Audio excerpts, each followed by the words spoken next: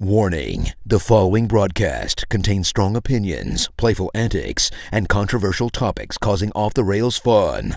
Chances for being offended are higher than average for sensitive people. Viewer discretion is not advised. Live a little and have some fun.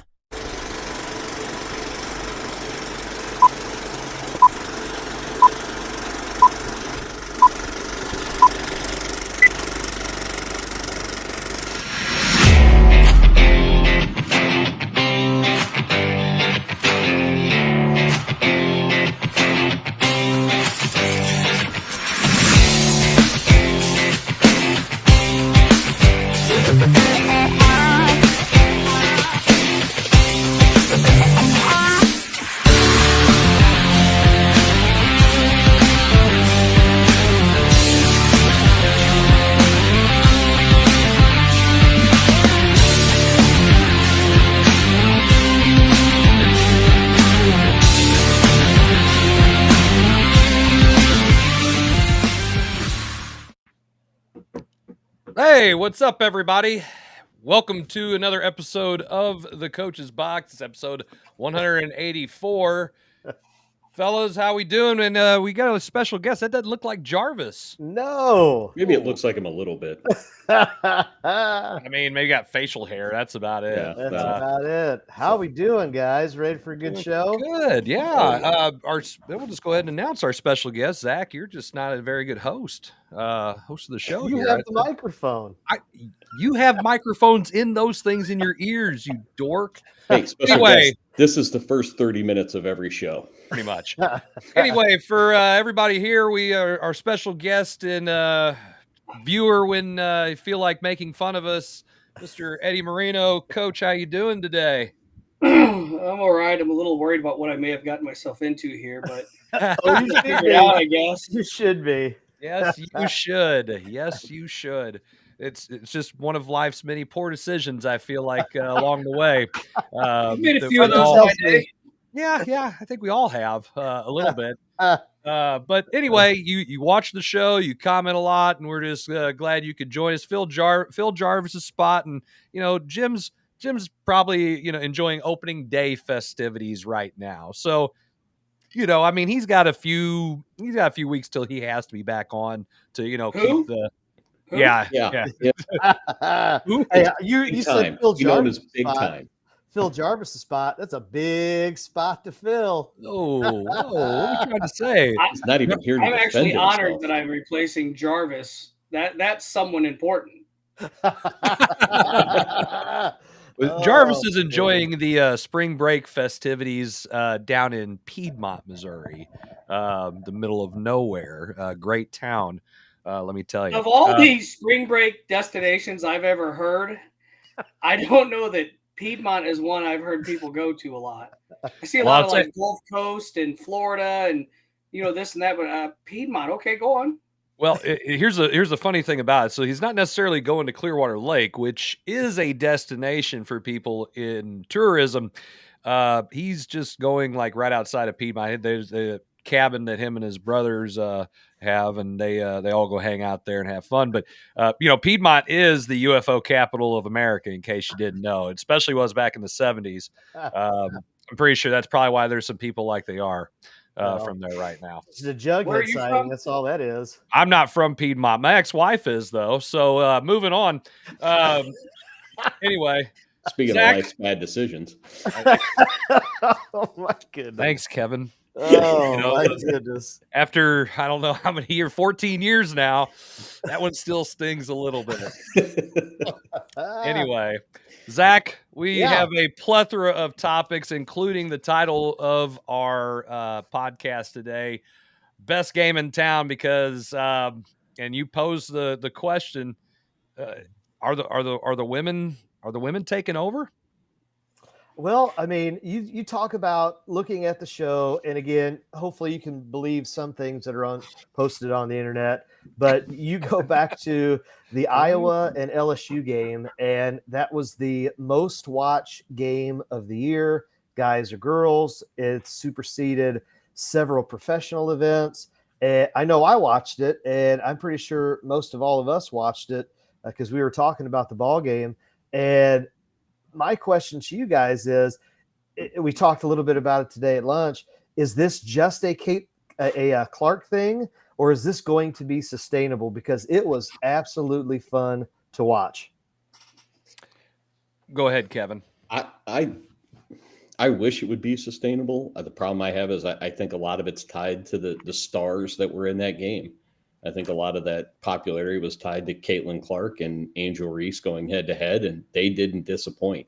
If we can build more stars like that can go head to head in those games and not disappoint, I think it is sustainable. But that's to be seen moving forward. Eddie, go ahead. I'll let you talk. You're the guest here, and we don't want to hear Zach, but go ahead, Eddie. Oh yeah, there you go. I believe it is sustainable. I believe that she has absolutely put it on the map. I believe the stars behind her or with her, as far as Juju at USC, Paige at UConn, and of course Angel at LSU. I think they've only helped it. I think people will tend to enjoy the women's game more as we progress forward because they're staying together as teams for more than a one and done, like you say in the men's game. And I think because of that reason alone, getting rid of the one and done and having these teams that stick together and people that really invest in it, I think it's growing. And I think basketball is finally catching up to where you see women's college softball and women's college volleyball right now. And you finally got now women's college basketball is on the map because of Caitlin Clark and those like her. Now, there have been many women's college players that have come before her, but they didn't have the exposure that necessarily we have today, or the social media, or all those other things Marketing. that go with that. The NIL, the marketing. I mean, look at the money that's being thrown at these college kids now. So yeah, I think it's sustainable, and I think it's here to stay. And I think college basketball is finally catching up to, like I said, college softball and college volleyball. I mean, look what Nebraska did with their home opener in volleyball this year when they sold out the football stadium to play volleyball. That tells you right there that the interest is there, that people will see it. People, I don't know, maybe people call me crazy, which that's happened before, so be it. But people want to see a good game. They want to see a good competitive game. We got that Monday with both of those college basketball games. I can't wait to see this Final Four. It's going to be awesome. I mean, I think you hit the nail on the head because the marketing part, the exposure is so much different. I mean, the thing about Clark, she's doing stuff that she's doing stuff that nobody else has done before, but she might not necessarily be the best women's player that's ever played because not everybody got to see her. Not everybody got to see those other players, and that's the thing about what makes her different is everybody gets a chance to see this and see it on a national stage, see it on ESPN, and it is marketable. I mean, there's social media, there's the memes, there's this, there's that, and she backs it up with her play. And on top of that, you've got all of those people that you named, Beckers, you've got the gal from Stanford, you got everybody who's there. These are stars. And we said this on the show a couple weeks ago. I can't name 4 men's college basketball players, not 4. I can name 4 women's college basketball players, and for the reason you said, they've moved on. These one and dones, they're going to the pros. I don't even like watching the NBA, so I don't have the invested interest. These girls are staying. They're a part of these teams.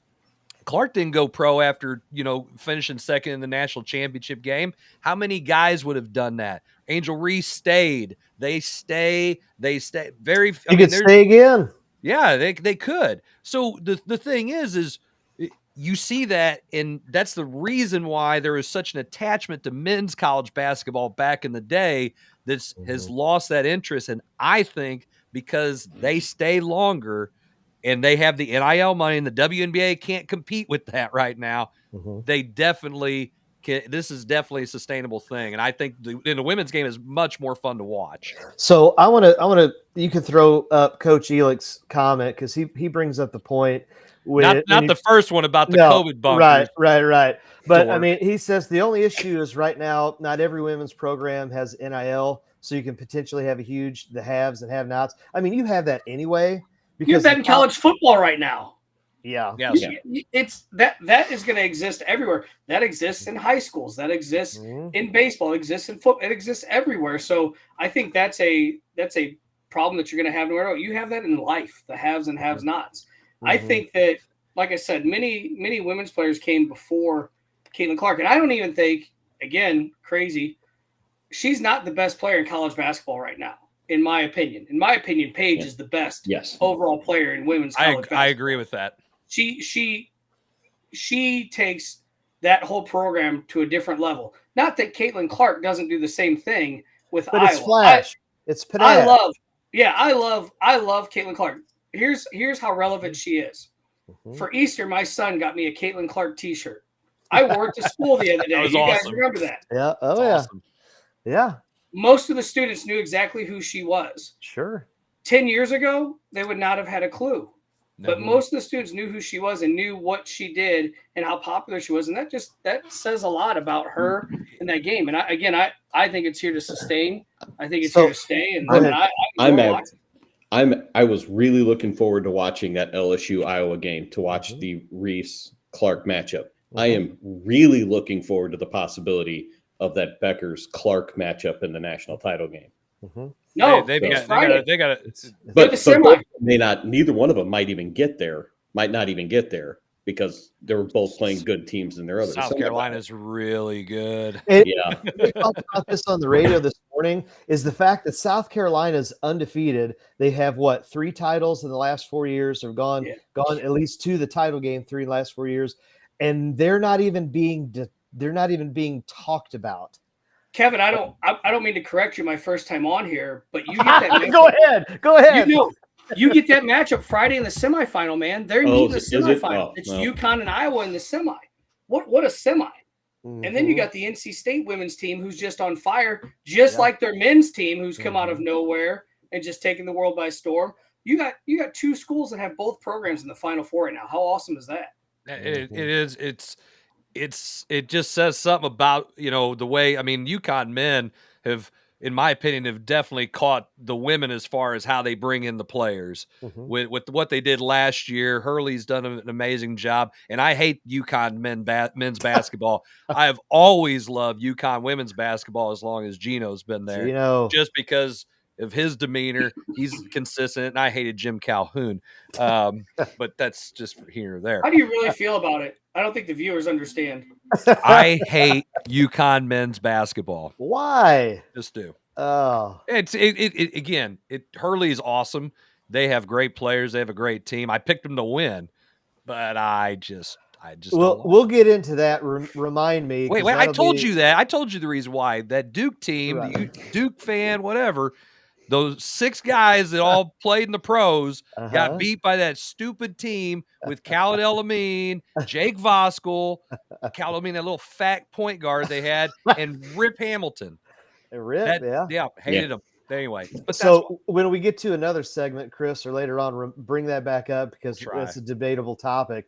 But going back to the girls, to the women's, I want to ask you this question. So obviously, Chris said the WNBA. If you've heard, they are trying to break away from the NBA to be on their own and be a legitimate business on their own without NBA money. Now, we know they're still getting 6 figures, but it's not obviously the same pay as NBA players. My question is, if you're Clark, if you're Reese, if you're all of these top tier women, do you go ahead and stay? And because you have got to be making, Gatorade has got to be paying Clark more money at Iowa than she's ever going to see in the WNBA. So do you stay just because you're going to make more money in college? What do you guys think? It's a tough question. I mean, look at you could use that with Marvin Harrison Jr. at Ohio State. They predicted that based on NIL money and endorsements, he was going to make more than he's ever going to make on a rookie contract in the NFL, but he wants to get the clock started for the retirement and all that. What the motivation is for Caitlin Clark, other than what more is there for her to accomplish? She's broken all the records. She's done everything she needs to do. And she's been in college for you count that COVID year and all that. This is her 5th year. Is that right? She's a 5th year. But what more does she have to prove? So she's going to move on to the professional game. Now, I do think it's intriguing, and I'm sorry I didn't get a topic list or anything. So if I'm off the rails, as we call it, I think it's interesting when you see the big three coming out and throwing $5 and $10 million at her, like, hey, just come play with us for a year. The amount of thoughts that have to go through that and the things that you're going to sift through to make that decision just has to be overwhelming at times. Go ahead, Kevin. Go ahead. What is the main goal of every athlete as they're going through? What is their main goal? What do they want to do? Make it to the pros, make money. Play at the highest level. Mm-hmm. And I think that's what these athletes are trying to do.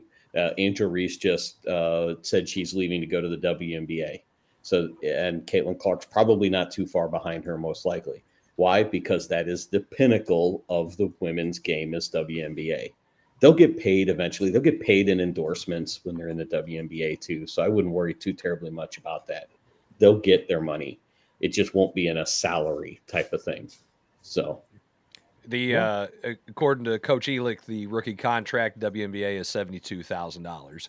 So we've got administrators high school around principals here make more than that. Make more than WNBA players.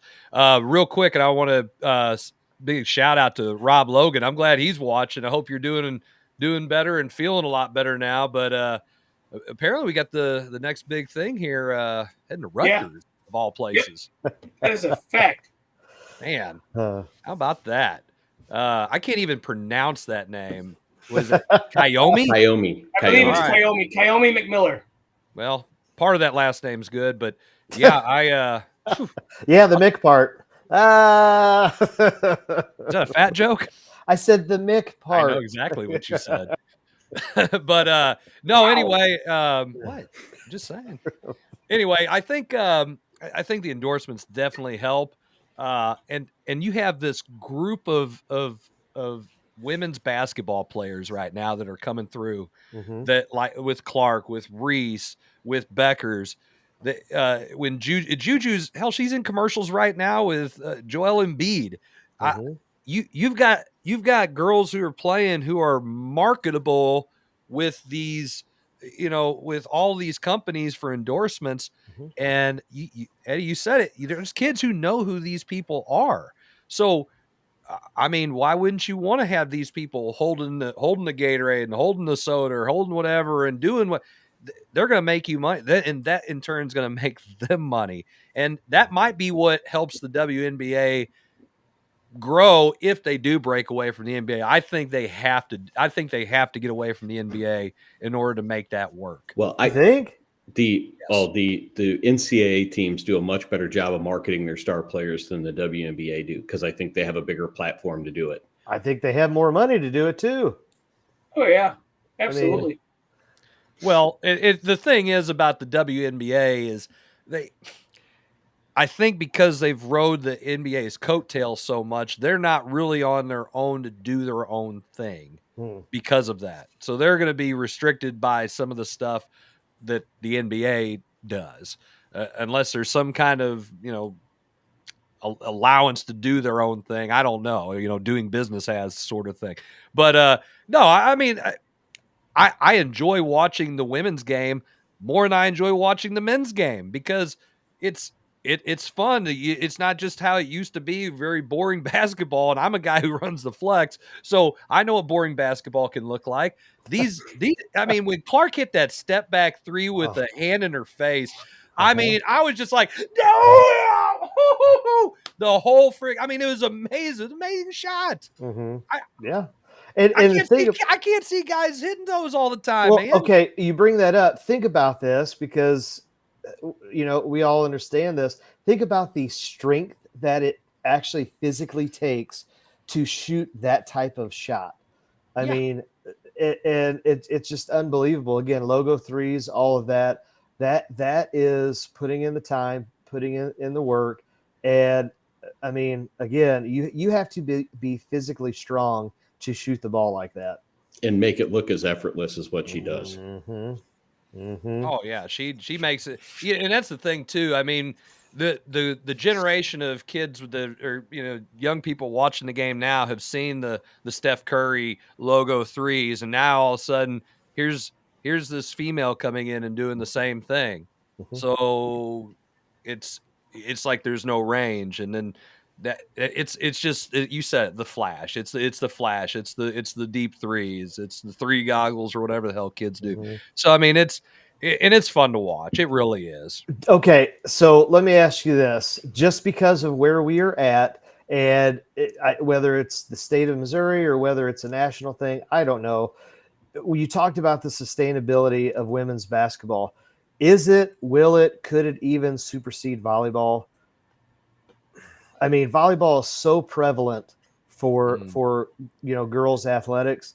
Is that something to where we see the game grow, in your opinion? Maybe. I mean, I think, again, I referenced volleyball and softball earlier. I think volleyball and softball have such a head start on women's basketball right now that it's going to take them some time to do it. 5-10 years maybe is the plan. It's not going to happen overnight. It's think about how the game of softball has evolved from the time that we were in high school till now. I mean, it's a totally different type of player that plays the game now than played it 15, 20 years ago. That game has completely evolved. Kevin, you can attest to that more than anyone as a softball coach. That game has evolved more than any game maybe we've seen anywhere else, in all honesty, with how that has come about. Basketball has always been there. We know this. But I think that volleyball and softball got the head start on basketball with these youth programs and these youth teams, and it's going to take some time to catch up. I think that what is happening, though, in college right now is generating interest, and I hope there are girls all over America and all over the world that look at Caitlin and Paige and Juju and oh my God, Angel Reese and think, I want to be like them. I want to do that. That's what I want to do. And I hope it empowers them to go do that also, and I hate all the critics out there that I respect Angel Reese, but I don't necessarily like her antics sometimes, if that makes sense. Well, that's the next topic. That's the next topic we're going to get into. I'm sorry, I didn't get a topic list. That's fine. Cool. No, I'm not cool enough yet, but it's all right. We send the topic list to some of them and they don't read it. But who reads? Reading's dumb. Like I respect Angel's game. I just don't like her antics sometimes. But it doesn't make me not like her as a player. And I hate that people then attack that and attack her for that. Just like, I'm going to bring it up because I'm a Kansas City Chiefs fan, Taylor Swift. Why are people hating on Taylor Swift other than the simple reason that she's successful and she's powerful? Just like these women's college basketball athletes, I hope that there are girls all over. I don't have a daughter, but I deal with young high school girls and everything in teaching and all that. And I hope that they look at these women and the things that they're doing, and it inspires them to do the same exact things in their life. I really do. I hope they see that there is no limit on them and they can do whatever they put their mind to. And that these women that we talk about, and many more, Pat Summitt, who coached at Tennessee forever. I mean, how many of us loved reading about Pat Summitt, what she did? Lisa Leslie, Lobo. Oh my gosh, who was at USC? I'm forgetting her name. But Brianna Stewart? No, that won the national title, and they were talking about her all night Monday night. Oh my gosh, shame on me for not remembering. Cheryl Miller, Cheryl Swoops. Sure. No, was it Swoops? Oh, Swoops. Oh, well, Swoops didn't go to UConn. But... She was at Texas. No. She was at one of the Texas schools, Texas Tech. Yeah. Okay. Yeah. I'm trying to think of the USC women's basketball player that won the national Cheryl Miller. Oh, Miller. Cheryl Miller. Thank you. Said Cheryl Miller. You guys are deaf. He said UConn. I said Cheryl Miller. Okay. Yeah. Reggie's sister, the better Miller.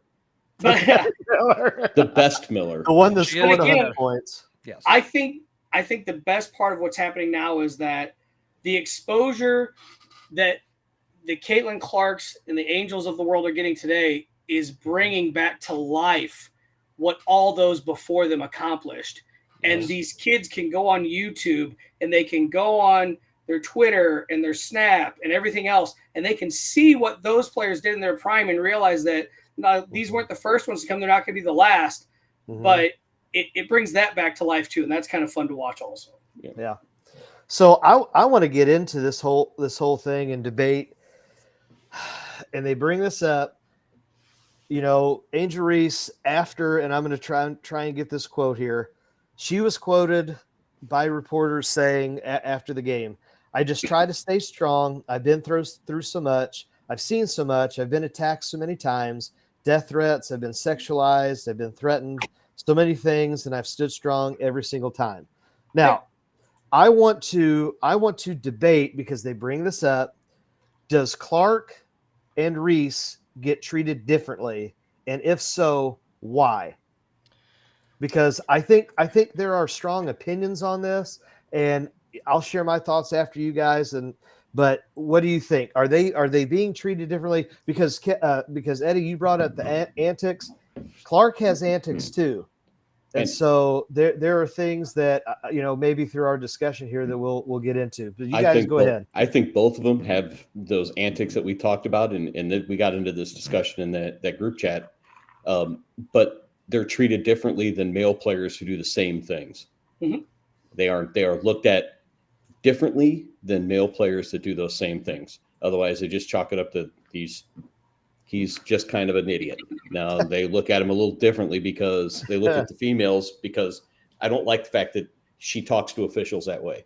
Have you watched an NBA game and the way that men's talk to the officials all long? Watch a high school game? Yeah. So they absolutely 100% get treated differently for no real reason other than that. Well, I think there's reasons. I think there's reasons, and it's green. If we're going to be honest, I think the reason is green. I think Clark gets treated differently because, again, she's going to be more marketable to the country, and people want to tune in. I think that's part of it.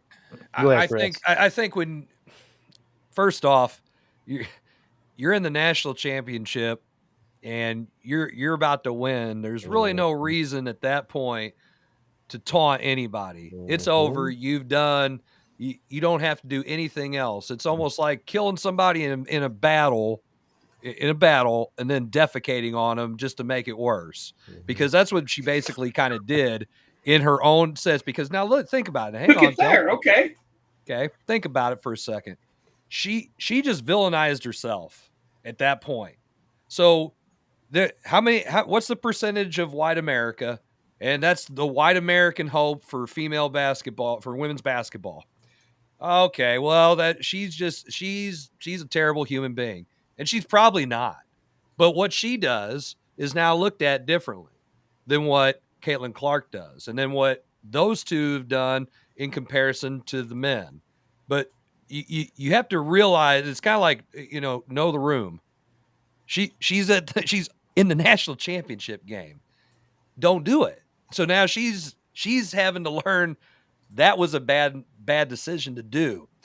I'm not saying that she's a bad person, and I'll tell you what, I'm willing to bet that Caitlin Clark was doing enough jaw jacking that whole game to you know what I'm saying? To elicit a response like that. Oh, right? Yeah, here comes. But what do we always catch? Well, we tell our kids that the officials always catch, that everybody they always catch the reaction. Mm-hmm. And that's what happened. So here she is on the biggest stage, and now she's villainized herself. So is that fair? Probably not, but it happens, and that's just the way society is and the perception of it. So now you're seeing the other side of the coin. So yeah, is it the most popular game in town? Absolutely. But you also have the other part of it too. It's the most scrutinized part. Now they're seeing now the women's game is seeing the scrutiny that comes like the guys have. The difference being, and I mean, it might be this whole, well, a female shouldn't act like that, which is insane because they're competitors just like the guys are. And that's probably the most unfair thing to look at it. Kind of like that whole, I think when I saw that stuff and I was thinking about it, I started thinking about it to like a league of their own where they have to act a certain way and they have to be a certain way. They're competitors. They were baseball players. These are basketball players. But what you have to understand is everything now, when you push into that echelon of the spotlight, now you're scrutinized just like everybody else who's already there, like the NFL, like the NBA, but that's men's sports. And now you're seeing that part. We don't see the same kind of thing and hear about the same thing with women's volleyball either. So that's what I'll take. That's my takeaway from it. Go ahead. Eddie, what do you think? I'm curious to hear your opinion on this. Yeah. Oh man, he's speechless. Oh, for gosh. the first time ever. Write that down. Dare you say that Angel Reese is a reflection of her coach?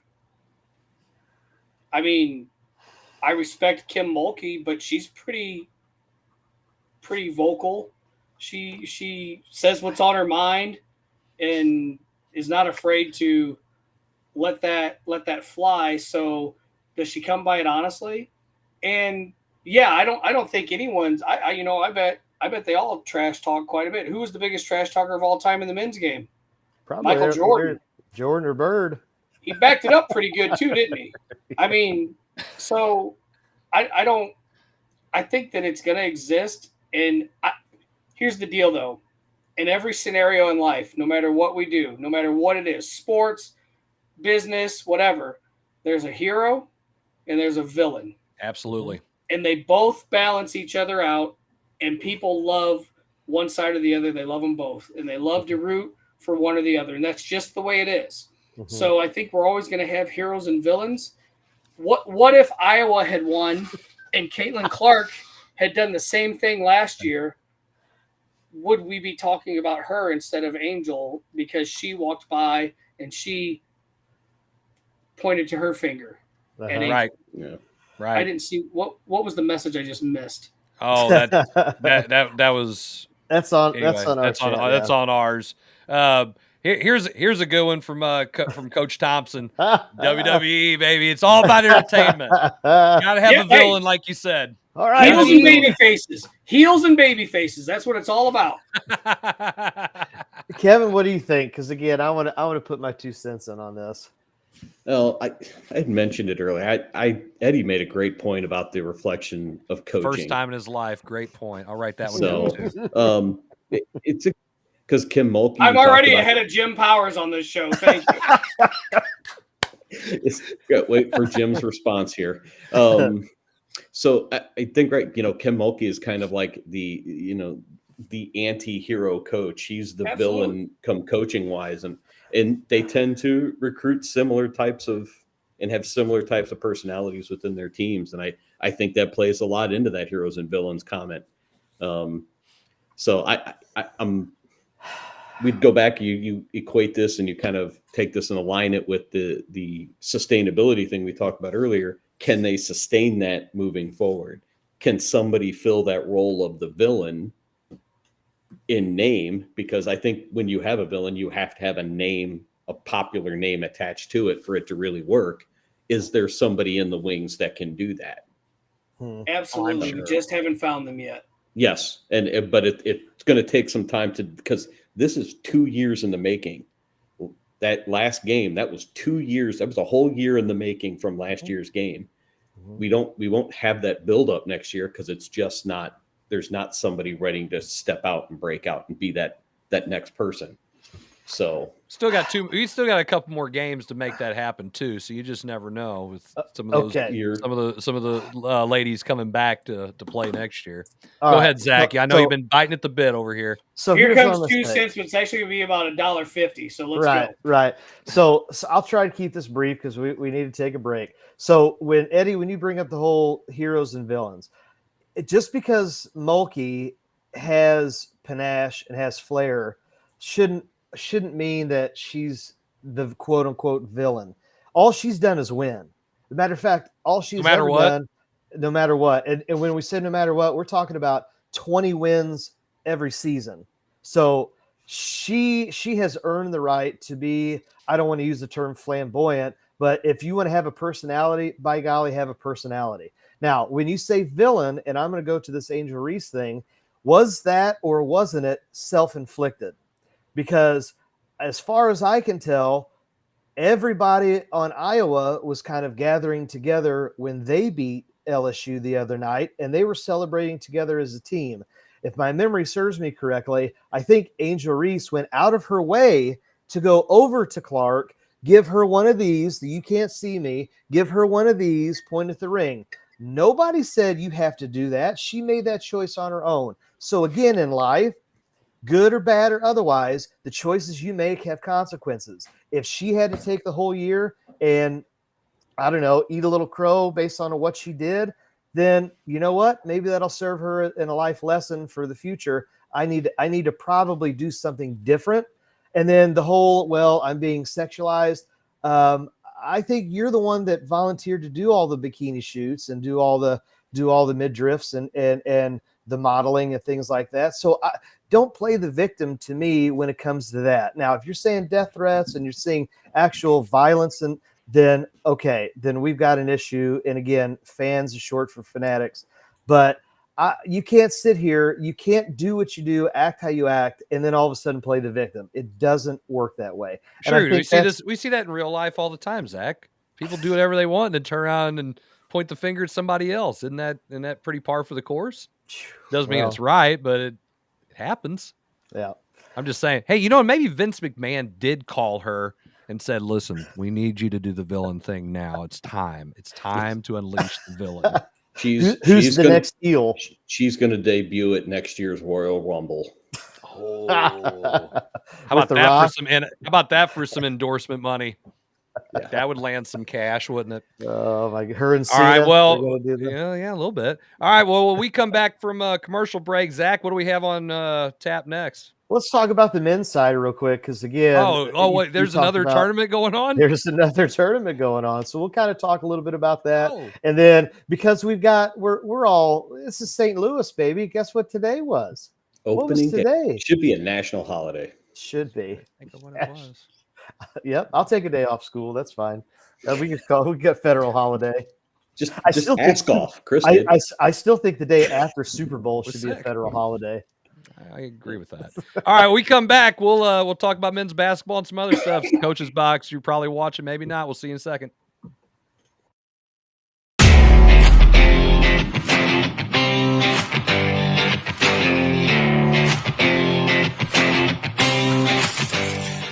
I'm a parking gate and I'm all out of whack. Please insert your parking ticket. It's gonna take a lot more than a little ticket to get out of here. And if you have cut rate car insurance, this could leave you all bent out of shape. No! So get Allstate and be better protected from mayhem. Yeah, like me. Someone! That's broken too, pal. Mayhem is everywhere. Are you in good hands?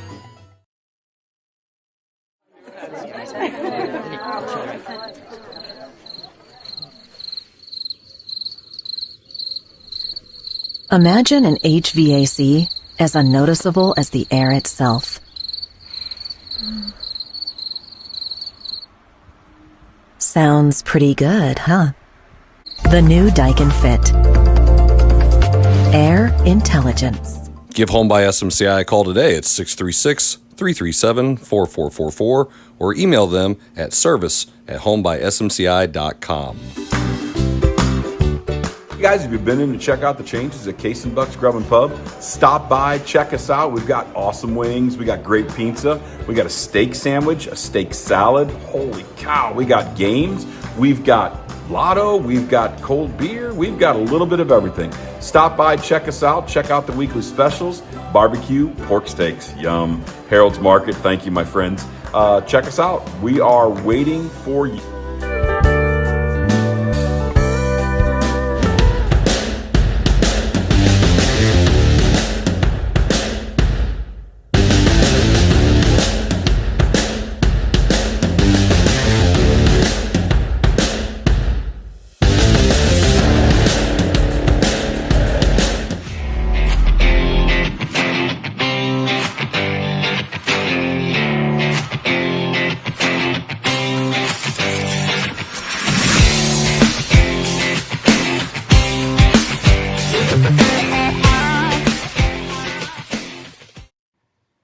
All right, everybody, welcome back to the second segment of the Coach's Box. If you like our show, you don't like our show, you like watching us and seeing what we're going to do next or making fun of us, you can check our Facebook page out, our YouTube or Facebook page. You can like it, follow it, and see all of our videos there. You can also watch us on YouTube, subscribe. We appreciate that. You can comment on it.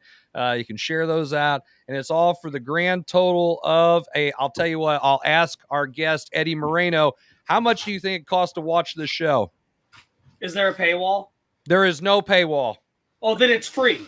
It's just free. A little bit of dignity. That's all. That's just what it takes for coming on the show. I can tell you people are watching because I'm getting some text messages that are kind of funny. So I'm just going to leave that out. Well, that's after nothing hours. I want to share online at this time. Right. Well, that's the after hours version that we always allude to when we're off the air. But off the rails. Yes, off the rails. But it's free. We like to make sure it's free. So appreciate you all tuning in and watching us and being a part of this crap show that we like to put on here. Anyway, our next segment, Zach. What are we? Oh, we're the men's game, the right? Men's, yeah. If you didn't know, there is some men's Final Four action going on, and let's get your thoughts. We can kind of do this maybe rapid fire here because there's some other stuff along with the basketball that we can get into. You've got Purdue, North Carolina State, and then you've got UConn, Alabama. What do you guys think right now in terms of those matchups? Who do you like? Why do you like it? And going forward, what do you think? Eddie, start us off, man. Why do you have to pick on me to always start us off? I'm just because you're the guest. That's how this works. NC State Purdue is a really intriguing game to me. Mm-hmm. If I were a betting man, that's a big if. You're not. I don't know how you can. There's two things here. I don't know how you can bet against NC State with how hot they are right now. But I don't know that you can go against Purdue with how dominant they have been up to this point. I mean, they are a team on a mission. They are a team that is just wrecking everyone. And Eddie is playing like he's possessed. Eddie, however you want to say it, underneath the big man who doesn't even have to get a ladder to cut the net. I would need 2 ladders to cut a net down. He doesn't even need a ladder. He stood there, reached up, cut it down. Maybe 3. That's fine. So I like Purdue to win that game, and I think it's going to be big again, as much as I hate to say that. You get to Alabama, UConn. UConn's the best team in the nation, but Alabama just has a motor. And I at first I wasn't sure if I liked Alabama's coach or not, and the more I watch him and the more I listen to him and the more I see him and how he interacts with his dudes, I like him. I like him a lot, and I like when he says things like, we're going to be a basketball school. We're already a football school, but we're going to be a basketball school. I think he does a great job coaching, obviously. That's what it's all about. And he absolutely relates to those kids, and he has them playing for him right now. It's great matchups. I mean, you got 2 great semifinal games, and you're going to get an even better championship out of it when it's all said and done. Mm-hmm. I really want to see the Edie Burns matchup. Yeah. In that NC State. That's just – It's the height versus the immovable object. Yeah. And just to see how that materializes, because they've both been very dominant in games for 2 very different ways, I think. It's just to see the things that Zach Edey does at his size and his athleticism it's something that you haven't seen in the game of basketball in a long time. 7'4", isn't that what he's 7'4". His best sport growing up was baseball. He was actually Can you imagine him pitching? He was throwing. His foot lands in the grass in front of the mound. Richie Sexton, only a lot taller. Right. Yeah. But I'll tell you what. I'm going to start with the UConn Alabama game. I think it's going to be very interesting to see how Alabama does against UConn, who's just consistent and really, really, really talented in the defending champs. I was watching the Tennessee game with my dad, and he's like, "Well, Tennessee, they can get them." And I said, "UConn's going to win. There's no freaking way." He goes, "Oh, they don't play any defense." I go, "Okay." And I went and hid some Easter eggs. I came with my daughter. I came back in, and next thing you know, I mean, they're up 30. And I said, "How about the defense now?" They're just they can turn it on because they have a champion's mentality, and they're damn good. And then you take I do. I want to see the Burns Edie matchup myself. I'm going to tell you what Burns is going to do. He's going to spin. He's going to spin. I don't know how you haven't figured it out by watching every game that he's played. It's the back down spin move, and he's really good at it. But Edie just, he has he can dominate, and he can dominate like he kind of reminds me of Yao Ming is who he reminds me. I mean, Yao Ming was 7'6" or whatever he was, about the same height, and has a little mid-range game. And if he's allowed to turn that shoulder and shoot that jump hook, you can't stop it. You just can't stop it. And he's really good at not fouling. Okay, so that was going to be my thing is, how is it going to be officiated? Are they going to let That's what everybody keeps asking. You officiate the game of basketball. And I'll tell you right now, I wish you could take this officiating style and put it in the pro game. Because they don't call any fouls. They don't work hard enough in the pro game for that. I'm just telling you, they don't call any fouls. It's amazing. I think Mike Krzyzewski was talking about how physical the game is in comparison to the pro game. He was watching both now that he has some free time, and he's right. He's 1,000% right. It's actually you can do stuff to these guys. You can put that arm bar in them. You can body somebody up, and you can't. The only thing you can't do is you can't say, well, he's just bigger, so he should be able to do this or that. If it's a foul, it's a foul. End of story. And if you call the way it is that you've been calling it, then you just got to keep calling it that same way. Well, you heard about the conspiracy theory in the NBA, why it's officiated. Yeah, so they can bring all the Europeans over. Well, they're already taking over the game. Just look at the MVPs and the best players. I'm telling you, it's coming. It's going. Hey, all your AU coaches go play games however many days, and all the European kids get to play one day, and they do practice the other days. Practice skills, and then you play all. Oh, okay.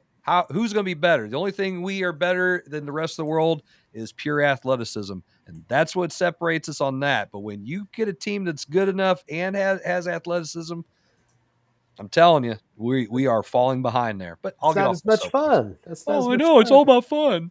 I know. All right. Flex. Anyway, Zach, what's your thoughts? Come on. You ask everybody else. You can actually answer I just think UConn. Now, again, like I said, if they're going to let them bang around and they're not going to call a lot of fouls, I think if the big guys on all the teams wind up getting in foul trouble, then the other team's going to wind up winning. No, I think it comes down to which big man gets in foul trouble first. UConn's just so good. I mean, they're just surgical with what they do. Again, you already alluded to the fact that they have the championship panache there and pedigree. So I don't know. It would be neat just to see NC State, just because it would go back to the 80s, with survive and advance. But I don't know. I think UConn, which kind of goes into the next topic, but if anybody else wants to put kind of a bow on this, we'll let you have it, then move on. I don't see anybody beating UConn after watching them go on that 30-0 run versus Illinois. I think they're just too good to do that. And I think they do have a center that can match up with Edie with the Klingon, or Klingon, whatever his name is. Klingon sounds better. He looks like a Klingon. So he can, I think that's where they can match up with him there. I don't watch Star Trek. So I was going to say, that's Vulcan, buddy. Sorry, I don't freaking know.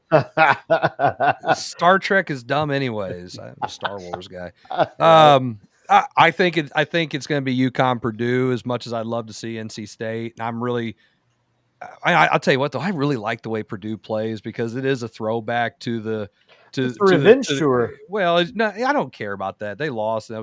It's on them. I'm talking about the whole playing basketball the way it was played in the 80s, 90s with, the true center, and the ball touches his hands, and they've got shooters.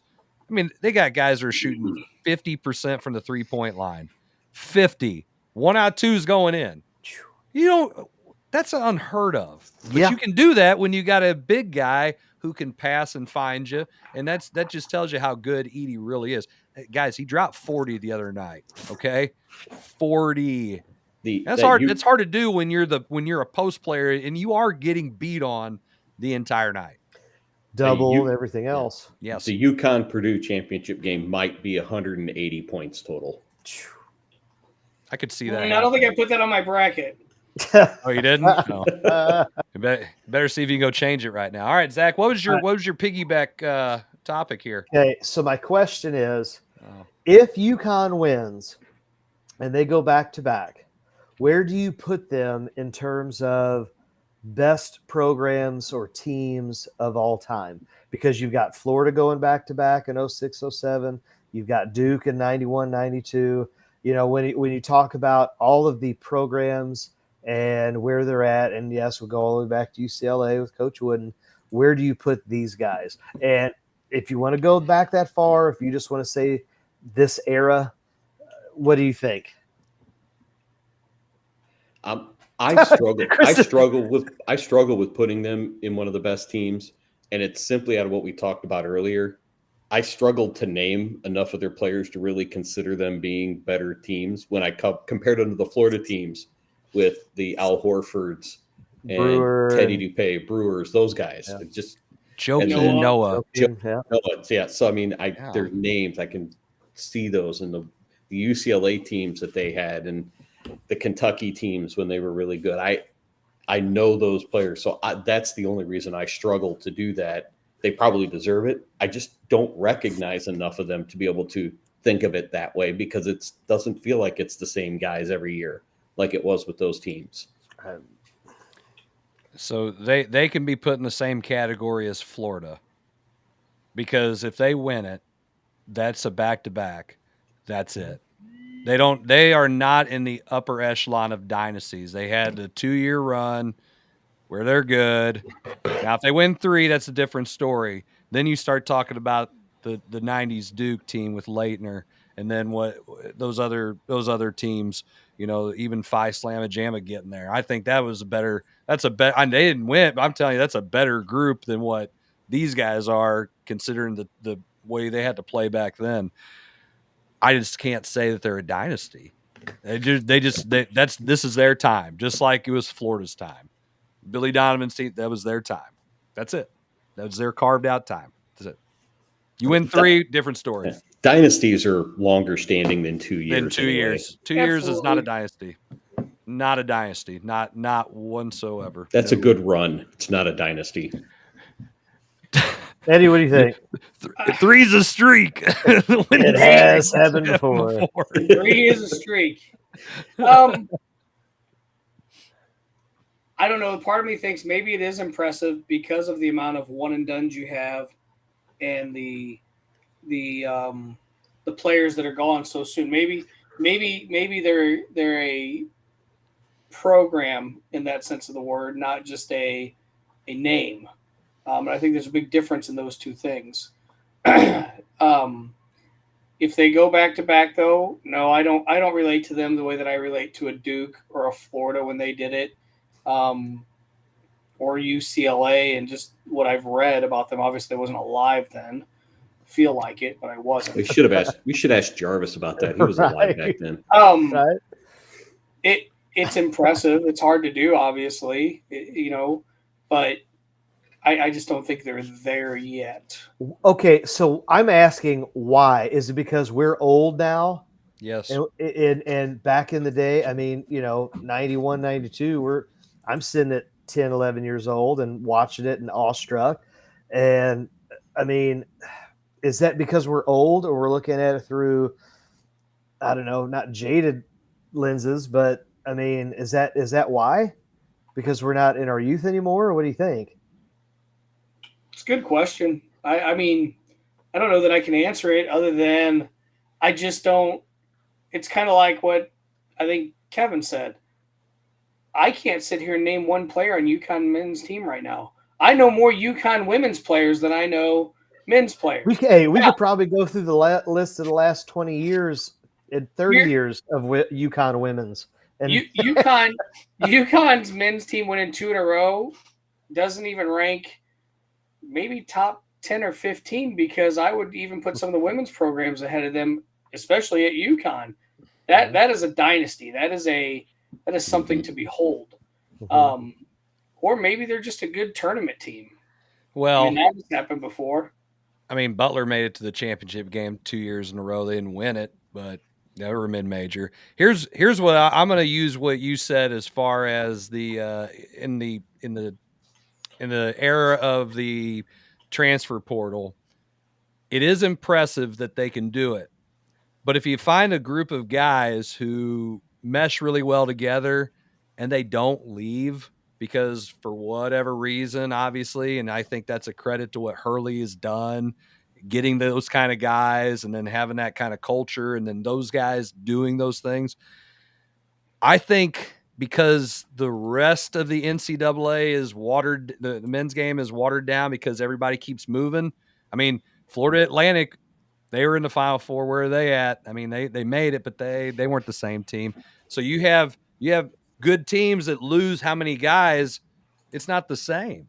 So if you have a group that'll stay together, I mean, you're at a complete advantage over these other teams. Well, that's why Purdue's could be special, because I think 4 or 5 of those guys, when we're talking starters, came back. UConn, I think, has 2 guys in the starting 5 that were at UConn last year.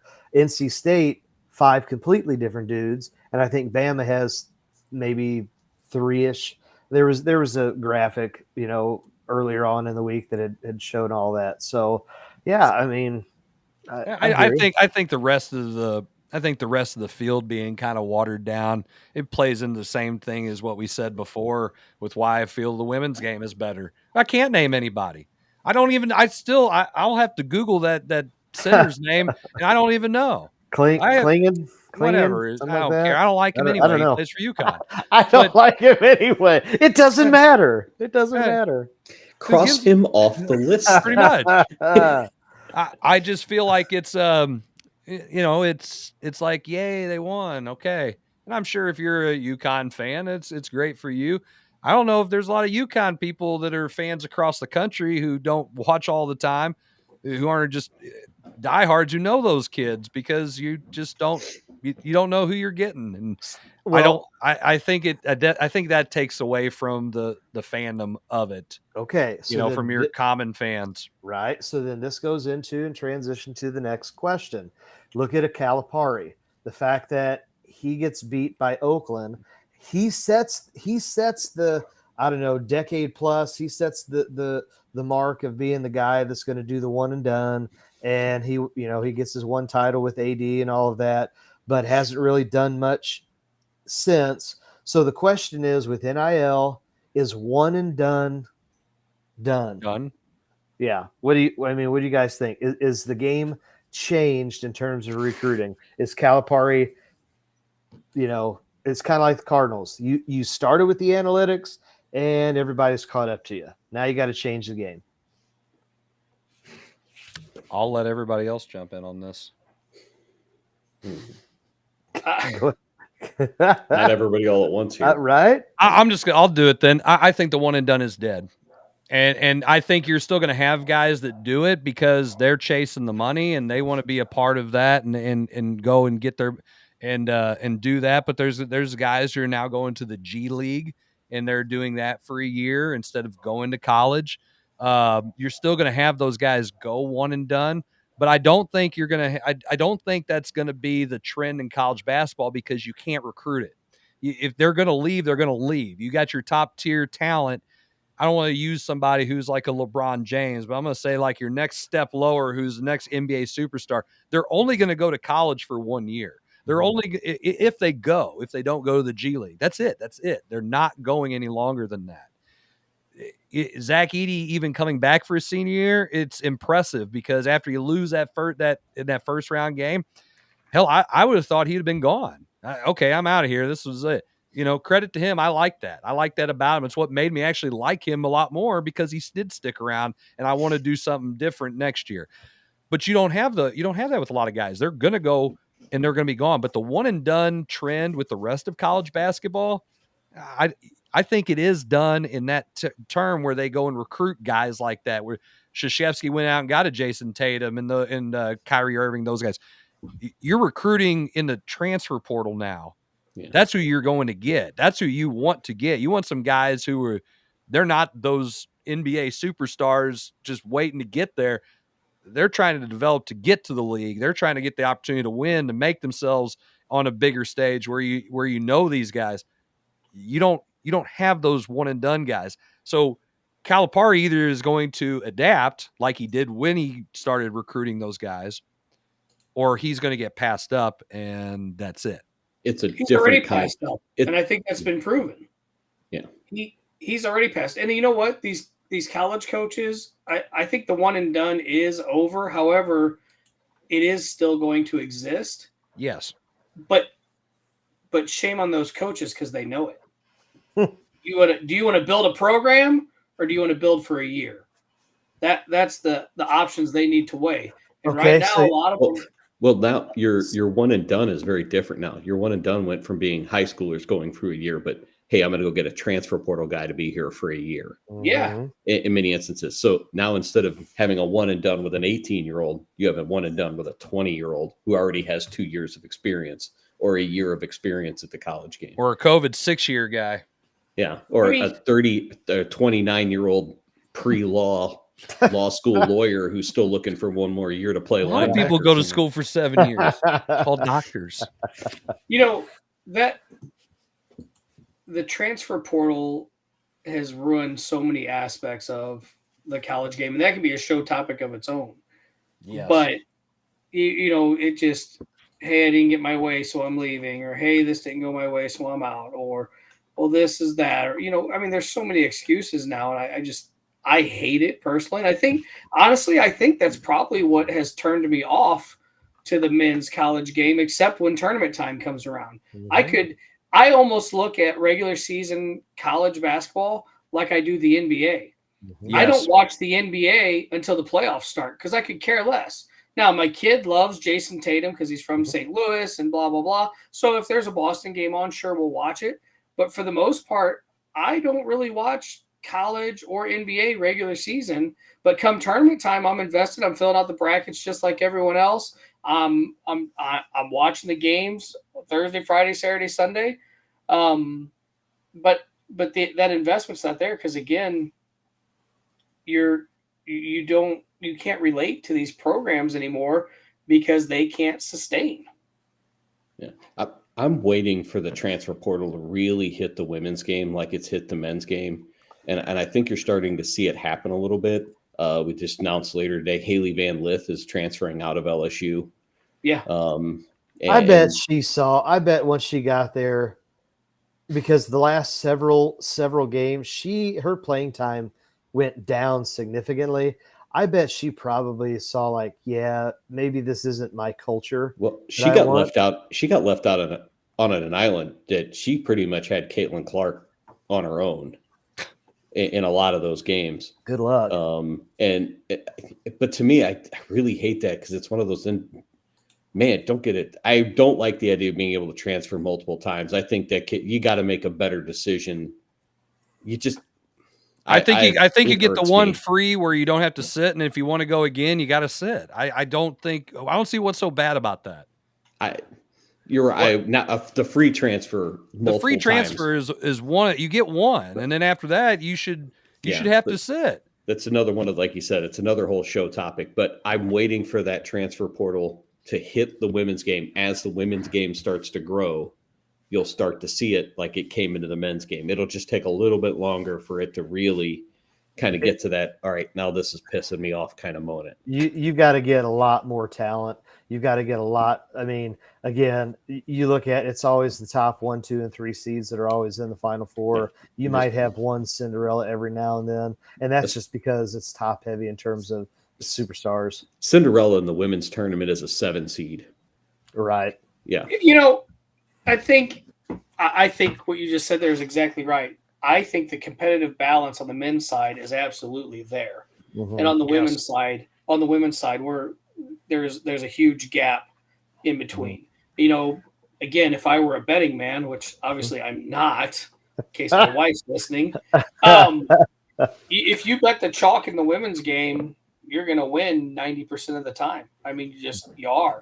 But that's across the board. Think about it. Think about softball. Look at Oklahoma and Oklahoma softball. You talk about what UConn has done running 30-0 runs. Look at what Oklahoma has done the last couple of years. And I will say this, I'm going to disagree because Oklahoma is just one team. That's like what some of the top seeds, but there are the James Madisons of Odyssey a few years ago when she took them to the national championship series. Absolutely. When they were a 2 seed or a 3 seed in their region, because they were then I was at Mizzou when they played. Odyssey Alexander pitched against Mizzou in this super regionals. So that to me, I think there's way more. You won't see that.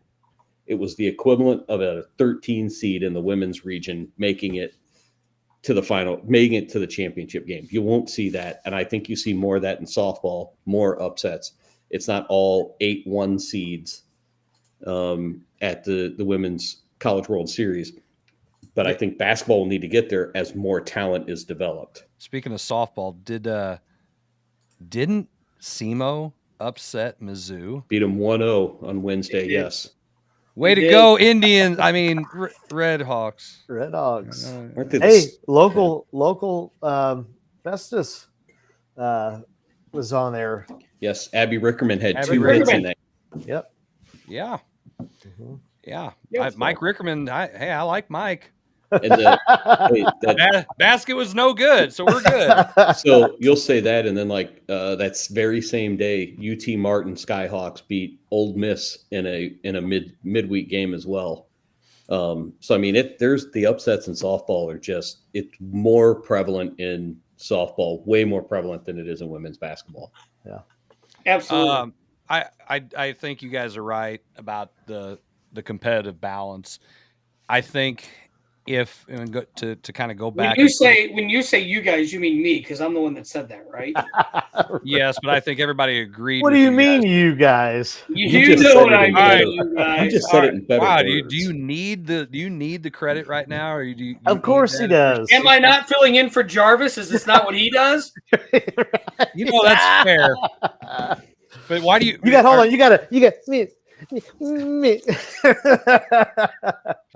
Screw you guys. I don't read anything. Listen, you have to pick the computer up and walk around the entire show and then leave to go take a whiz. Eddie, I think you're right about this. I think that the competitive balance is extremely top heavy, and in order for women's basketball to continue at the trend it is, I think you have to have not only the superstars to fill as these other players are going pro to the WNBA, but I do think there has to be some more parity to it. I think there has to be some of that Cinderella magic. It's not just the 7 and 8 seed that makes a run to the Sweet 16. It's got to be the big first round upset, and you do have them every now and then, but you just don't have them like you do in the men's game. And my hope and prayer every single time that the NCAA tournament starts is that some mid-major team wins it. I don't care if they beat my favorite team. When Butler was there, I wanted them to beat Duke. When they played UConn, I especially wanted them to beat UConn. But I root UConn?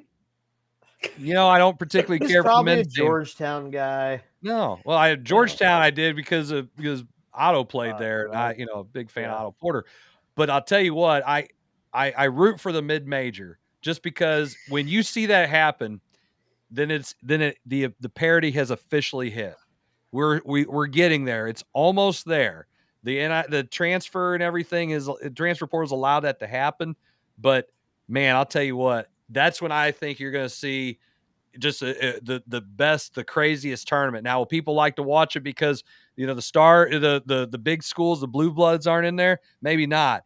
But from a fan perspective, especially, I don't know any of these damn kids. So great. That's what I want to see. If I don't know them, then I want to see these little schools win.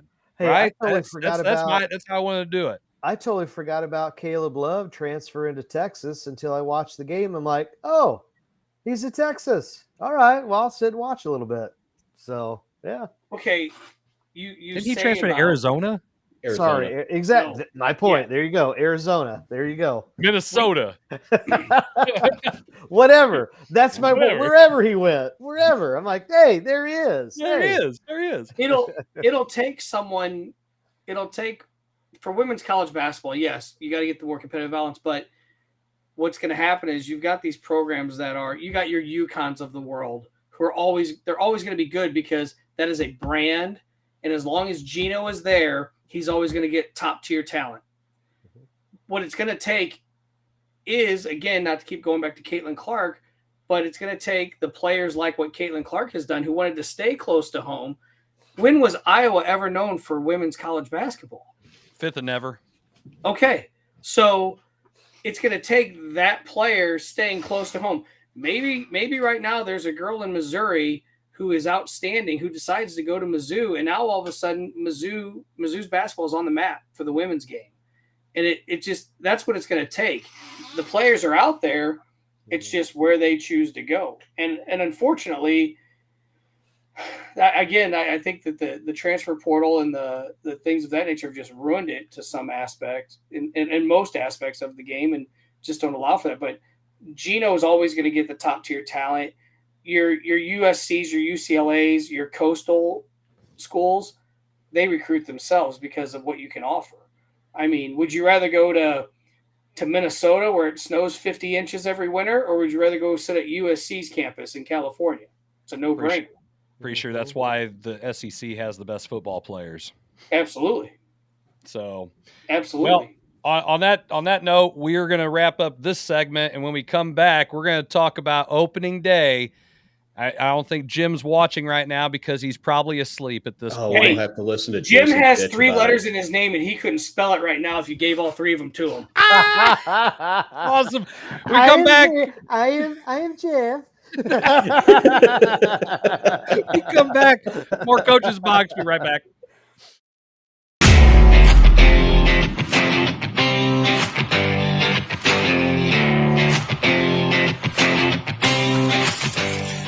I'm a parking gate and I'm all out of whack. Please insert your parking ticket. It's gonna take a lot more than a little ticket to get out of here. And if you have cut rate car insurance, this could leave you all bent out of shape. No! So get Allstate and be better protected from mayhem. Yeah, like me. Someone! That's broken too, pal. Please insert your Mayhem is everywhere. Are you in good hands?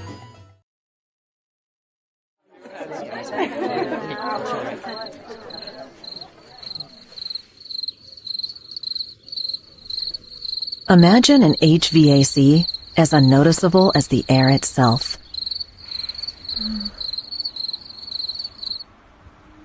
Sounds pretty good, huh? The new Daikin Fit. Air intelligence.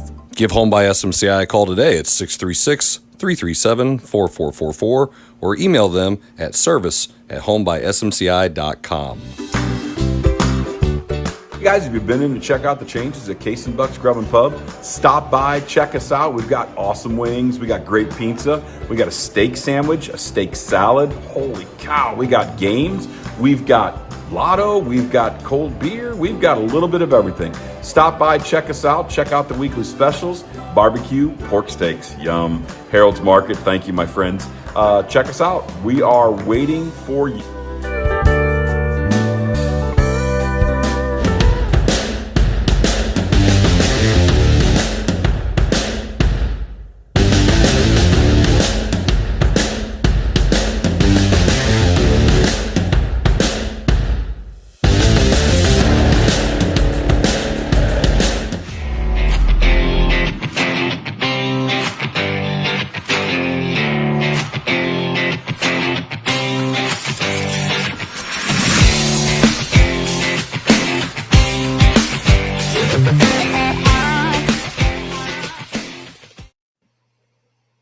everybody. Welcome back to our third and final segment of the Coach's Box. Appreciate you guys tuning in and probably watching on Facebook or YouTube. And if you like our show, please share it. Tell your friends about it. Hey, you can make fun of us. That's fine. But anyway, you can check us out for the grand total of $0 freaking dollars on our Facebook and our YouTube channels. There's no paywall here. Eddie, you've watched our show a few times, and it didn't cost you a dime, but it probably did cost you your dignity, as Kevin alluded to earlier. Just your time. And dignity. I try not to talk about watching the show just because I don't want people to make fun of me. So just gonna leave it. More than they already do, or what? Oh, are we going here now? Is it? We're taking the gloves off? It's been a good hour. It's been a good hour. I can't believe you still had them on. Right? Just to say. I'm trying to see if I can come back maybe once more when Jarvis is on here. Yes. Oh, hey, we don't have a problem with that. We can make that happen anytime. But yeah, we had a good conversation about the men's and women's tournaments, and you know what? I think we're gonna have to talk about the big happening today. Oh, that Jim's not here. That we already knew that it's not the big happening. Opening day at Busch Stadium. It's magical. Cold. But it was cold. It's so They cold. won. They won. The They magic of opening day warms everybody's hearts. It does. So does the fireball that they probably consume before going to the game. That sounds terrible. That does sound really terrible. That just sounds terrible. Yeah, I can't drink that stuff anymore. I'm just going to tell you. It's bad. But no, our beloved Cardinals won today against the hapless Florida Marlins, winless Florida Marlins, by the way. Skip's on his way to getting fired probably by their stupid ownership. But anyway, our Cardinals are now sitting at 4-4. They lost 3 out of 4 against the Dodgers. They took 2 out of 3 against the Padres, who just can't seem to figure things out. And they beat the Marlins today. I'm going to throw some numbers at you guys, okay? Since, we've got this great team that we've constructed, and I'm only going to stay on the offensive side of the ball here and talk about this. So, out of all of our guys, I'm going to read some stats. Goldie is hitting .241, 1 home run, 6 RBIs, 10 strikeouts. Gorman, I don't believe it's that high. Okay. Never mind, because it was somebody else who questioned the stats that I literally took off of the ESPN app. But he's no longer with us. Nolan Gorman, 207, no home runs, 4 RBIs, 14 strikeouts.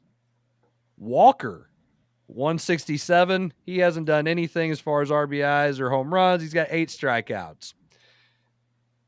And then you have Victor Scott, who's hitting 100 and has 10 strikeouts.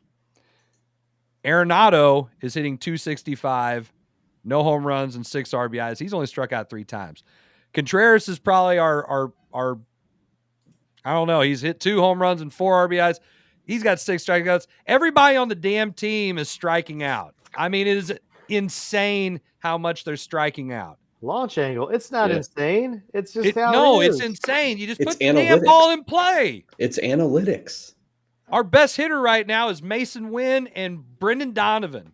And then we don't even play Mason Wynn. Why is Mason Wynn not playing every single day until if his arm is wanting to fall off, then you sit him. If it's a day-night doubleheader, I might play him in both games. Crawford never gets on the field. Like ever. I lock him in the equipment closet and leave his happy ass until Wynn gets hurt and ends up on the day-to-day or the 10-day IL. There's no damn way I'm taking Mason Wynn out. I'm not even watching the game to watch that dude who's way past his prime play the game of baseball. I want to see Mason Wynn play. I don't want to see that guy. Hasn't Mason Wynn played in 7 out of the 8 games? He should be playing 8 out of 8. I want him to play. Why is he up here? Well, Contreras apparently had to have an X-ray done on his left hand. That was about right. Today. So that's where he got hit. That's where he got hit the other day. Yeah. So that's why Herrera, who had a really good day, was. He did have a good day. I was happy Hey, for him. that left fielder, I don't even know who he is. He's doing all right. Yes. Never even heard of him. He played in right field as a Johnny? defensive replacement the other day. They got him last year for a bag of baseballs, and they filled somebody's soda machine. Well, I know his stitching on his name's like in a different font, so That's just the new Fanatic jersey. Oh gosh, that's talk about a fiasco. The jersey stuff. The pants are worse. The whole thing is terrible. Yeah, I don't know how you just stay with something. I got it. If it's not broke, don't fix it. Because you got to change, right? Yeah, I guess. Or somebody paid Right, money. there you I go. paid money to do it again. All right, so we're 4-4. Are you surprised we're Yes. 4-4? Are you happy? Yes. Nope. We're 4-4. 87 more wins to get to 91. That's what Your I'm saying. ass. They are not going to get no freaking way. I'm sticking to it. 91. It wins doesn't this year. mean that you're right. I don't give it. I don't give. We a got crap. about 6 months to figure that out. Those people who all drank the Kool-Aid and died in that mass suicide thought they were right too. When you get to when we get to September and they're battling for that 91st win, we're gonna look back to these shows these past couple of weeks. Are we? We are. I can't Was wait. You there guys are gonna just try to a- forget them. Did you just reference what I think you referenced? Yeah, I think Chris did. Yes. Let the record show I was not a part of that. This is what I do. I don't care. I'm just telling Are you you that. saying you're stirring the Kool-Aid? What's up, guys? What's Kool-Aid? Drink this. It's good. What? There is no way. You're high. They are not going to win 91 games. I am sticking to my guns on this one. I'll eat crow if they don't, but I really think they're getting to How 91 close to wins. the dispensary do you live? There is no freaking way that they're winning 91. Have you not watched the poop show that's out there? I love the Cardinals. There ain't no way they're winning that many. Could be worse. Could be Florida. What do you think, Eddie? What do you think? We've heard all our opinions. What do you think about the Redbirds? I said 84 and they still win the Central. That's how bad I think the Central is. Central is pretty bad. I think the Central's terrible. I think the Cardinals win 84 games and they win the Central. And that is crazy if you think about it. I made a bold statement the other night. You know that little thing I do online with the cards and all that. And I said, and it's recorded somewhere, and there are people that have it, that if the Cubs finish better than the Cardinals, I'll get a Cubs tattoo. Oh my goodness! It'd be like done that. It'd be like the 140th one I have, but you could hide it; no one would know. I can hide it somewhere. Right on his rear end. I'll hide it somewhere. Don't worry. But he is. Well, I'm just saying, like, the Central is so bad that the Cardinals are going to be okay, and because they're going to be okay, we will continue to see this product. What is the motivation to spend money when you can be in this division and possibly get away with it? What? We're all pretty good at business. Why would we do that? Right. We would do the exact same thing if we were in the owner's shoes. I don't know. We're all teachers. I don't know how good at business we actually are. No, we're good at business. Just making the initial decision. No, yeah. All right. No, you got a choice to go this way or this way. But, no, I'm not saying that. No, but anyway, no. Hold on. Then the East must be absolutely awful because Pittsburgh's sitting at 5-1 or 4-1, and then there's another team in the Central. The Brewers are sitting at 5-1. Why do you say the East must be terrible if Pittsburgh? Because that's who they've beaten. They've beaten the teams out of the East. They beat Washington and New York. And then obviously, okay, so Miami you picked the awful two teams, and Miami hasn't team. won yet. That's 3 teams in the division. Well, the East still has Philadelphia. All those teams will finish with better records than the teams in the Central. Maybe. I don't know if the Marlins will. They are definitely on their way to not doing that. You can't. You can't win a World Series in March, but you can sure lose one. April, excuse me. But I'll tell you what, they have surprised me with the fact that they are 500 because I think winning the 2 games at San Diego was huge, huge for them, and they still got a lot of guys injured, but I just don't think that. when those guys come back, I don't think it's going to elevate them to the 91 win plateau that Kevin's predicting. It's not like getting draft picks or whatever. It's or free agents. Yeah, when they come back from the IL, it's like we just signed a free agent. Okay. No, it's not. It's not like that at all. I don't understand what the what do you thing think? is. What do you think's been the strength of this team so far? 8 games in. Well, Matt's looked good. Gibson looked good. Lynn, I mean, he's 0-0. So those 3 guys have done all right. I think but the bullpen's been the strength. That's what I was going to say. I was going to say the bullpen, which they needed to, it was something that needed to be improved in the offseason. And they're not even 100% healthy in that bullpen either. Was it Kittredge or whatever? He's a find. Yeah. The guy from Tampa Bay. Mm-hmm. I think I got his name right. Yeah, Kittredge. Yeah, he's been a find, but I don't know if Libertor's thrown well. Palante's done all right. I think Libertor is better suited in the bullpen. Personally, I do too. I think he's a great option in the bullpen. I think that he will find success there. He already has. Imagine. Okay, first of all, who's going to go beat the Dodgers in a 3-game series? I mean, honestly. Is anybody or the Dodgers? There's a fun fact question. Will the Dodgers lose a series this year?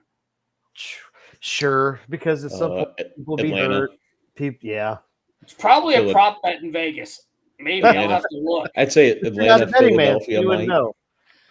They'll lose one to the Giants in San Francisco, something like that. So, man, I don't know. I think that team is just absolutely loaded. It's murderer's row, and they don't even have all their arms yet. Mm-mm.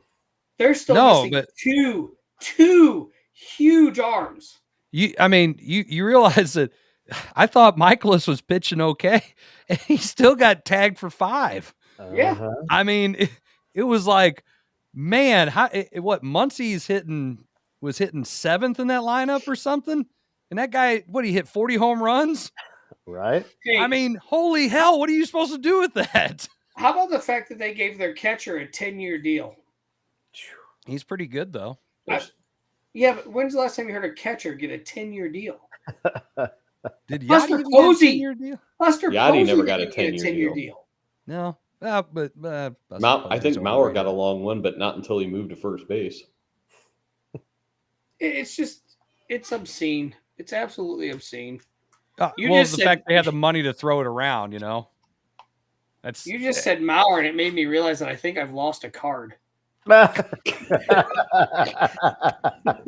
Don't laugh, Chris. It was your card. Yeah, you got your cards. Better not be that one. Hey guys. No, I don't know where I sat it now. I'm looking all over actually as we speak. Justin Moreno card. It was Moreno. Okay. Yeah. Yeah, it's still lost. Yeah, it doesn't matter who it is. Could have been a Kirby Puckett. It's still gone. Great. I really don't know where I put that. Well, I got it. We're good. Stay focused. There he's like Jason. Stay focused. But I don't know. It's just disappointing to, for as much as I feel like the pitching staff is really trying to gut things through. Mm-hmm. And the the offense looks like absolute dog. I mean, that's what it looks like. Hey, but you know what? That's fine. That's what it looks like dog shit. I'll say it. I don't care. That's what the pitchers need to do. I don't remember exactly what the stat was, but have you seen how long Arenado's gone without a home run right now? No, I've heard it, but I didn't know how many games. I heard it was a long time. I can't remember the games, and I don't want to say it because I don't want to be that wrong. But it's like when you see it, you'll be like, "Wow, it's been that long." And I started thinking about it. I was like, "Man, it has been that long."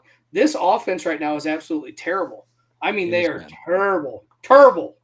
But if they could even just produce half amount more than what they are right now, they're going to be okay. That's what sucks because the division's so terrible. They're going to be okay. Well, again, you got to wait till it's over 70 degrees. I mean, Goldie's not going to warm up probably till late May. And obviously Arenado's he's not getting any younger, so he might have to go through his bout early. Again, it's just finding 2-3 guys on any given night to try and carry you. I mean, or what you did today. Hey, put the ball in play, good things happen. I tell you what I like. Oh my gosh, really? Is that all you have to do? Man, you should just be the hitting coach for the Cardinals. Hey, well, it's a pretty simple game. You hit the ball, is. You catch the ball. What's the other one? You throw the ball. Yeah, but I actually saw Victor got on, bunted him over, scored him. It was like, who knew that you could actually score runs playing small ball? Great. But they don't do it enough. Well, you got to get on like, base. I know you do. And so what do we worry about? We're about launch angle. There's only you only got probably 2 guys on that whole damn team who need to be worried about hitting home runs. Everybody else just play station to station. Who cares about all this crap? Just freaking hit the ball where they're not and go. And then when you get some guys on base who have the speed, then you can turn them loose and then you can do those things.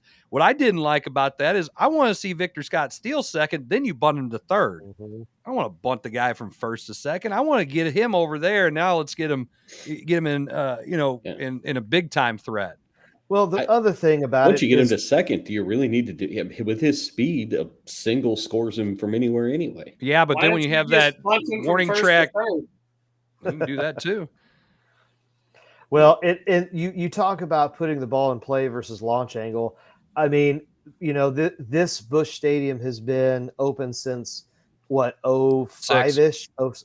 06. Yeah, 06. So, I mean, this is a pitcher's park. So why we aren't doing small ball is beyond me, and why we're, half of the league, half of the games is at home. And so it's like, guys, just put the ball in play small ball, hit your doubles, steal bases, hit and run, do those types of things. You're not playing in Houston. You're not playing in New York. You're not playing in Cincinnati.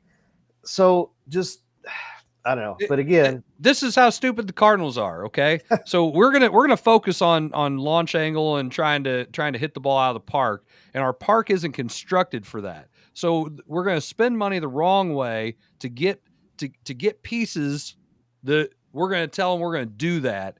They're not even guys who can muster the damn thing that far. Okay. Gorman might develop into that, but nobody else in the lineup is a home run hitting person. It's not a Joey Gallo where you're going to hit, a $180 and hit home runs, or Schwarber. Okay. These are guys that at best in an average park are going to hit 25. Okay. That's what they are. His last home run was 819. I finally found it. Man, that's a long time. So you think about that. So why are you spending money that way? If you're not gonna change your hitting approach, then fix the damn park to where you can hit more home runs. I heard somebody say once, you either change the people or you change the people. I don't know why but that's the thing. It's like we're making the wrong moves. And I think that's the thing that drives Cardinals fans just bat crap crazy, because why? I mean, it's just, we go out there and then you see the same thing happen. Strike, strike, strike, sit down.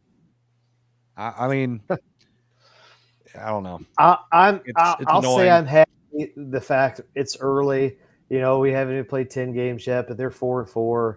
We'll see how the rest of this series goes with Miami, and how the rest of the couple weeks. Because again, it's Missouri weather, man. What did you say today in practice? I mean, we saw sleet, we saw rain, we saw 80 degrees all in 24 hours or something like that. I've been out there. My wife is aggravated with me, which is standard procedure in this household. But she was aggravated because I've got about, I don't know, a closet worth of clothes in my car right now, because I don't know how to dress from day to day for baseball. The other day I was wearing t-shirt and shorts and I was sweating. Our game on Tuesday, I thought I was going to die, and watching Cozy freeze up and not be able to move like a robot was terrible. I felt bad for him. What's he doing, the robot? He was just he was frozen stuck, and you know how that weather affects him. But I mean, we couldn't move on Tuesday. It was miserable. And then today it's miserable. Now it's going to start warming up again. I mean, it has been weird. My kid plays golf. Yesterday was a terrible golf day. They had sun, they had sleet, they had wind, they had rain. And that was in an 18-hole round. That was just one sampling of what it's been like. Yeah, the spring's been crazy, but I was driving and I watched the temperature because it was sleeting when I left, and I got in the car and it was 38 degrees and it was sleeting. As I drove up the road, it jumped all the way to 49 degrees. And then the temperature dropped again when it started raining again, and it dropped down to 33, and then it went back up and hit almost 50. I'm like, wild.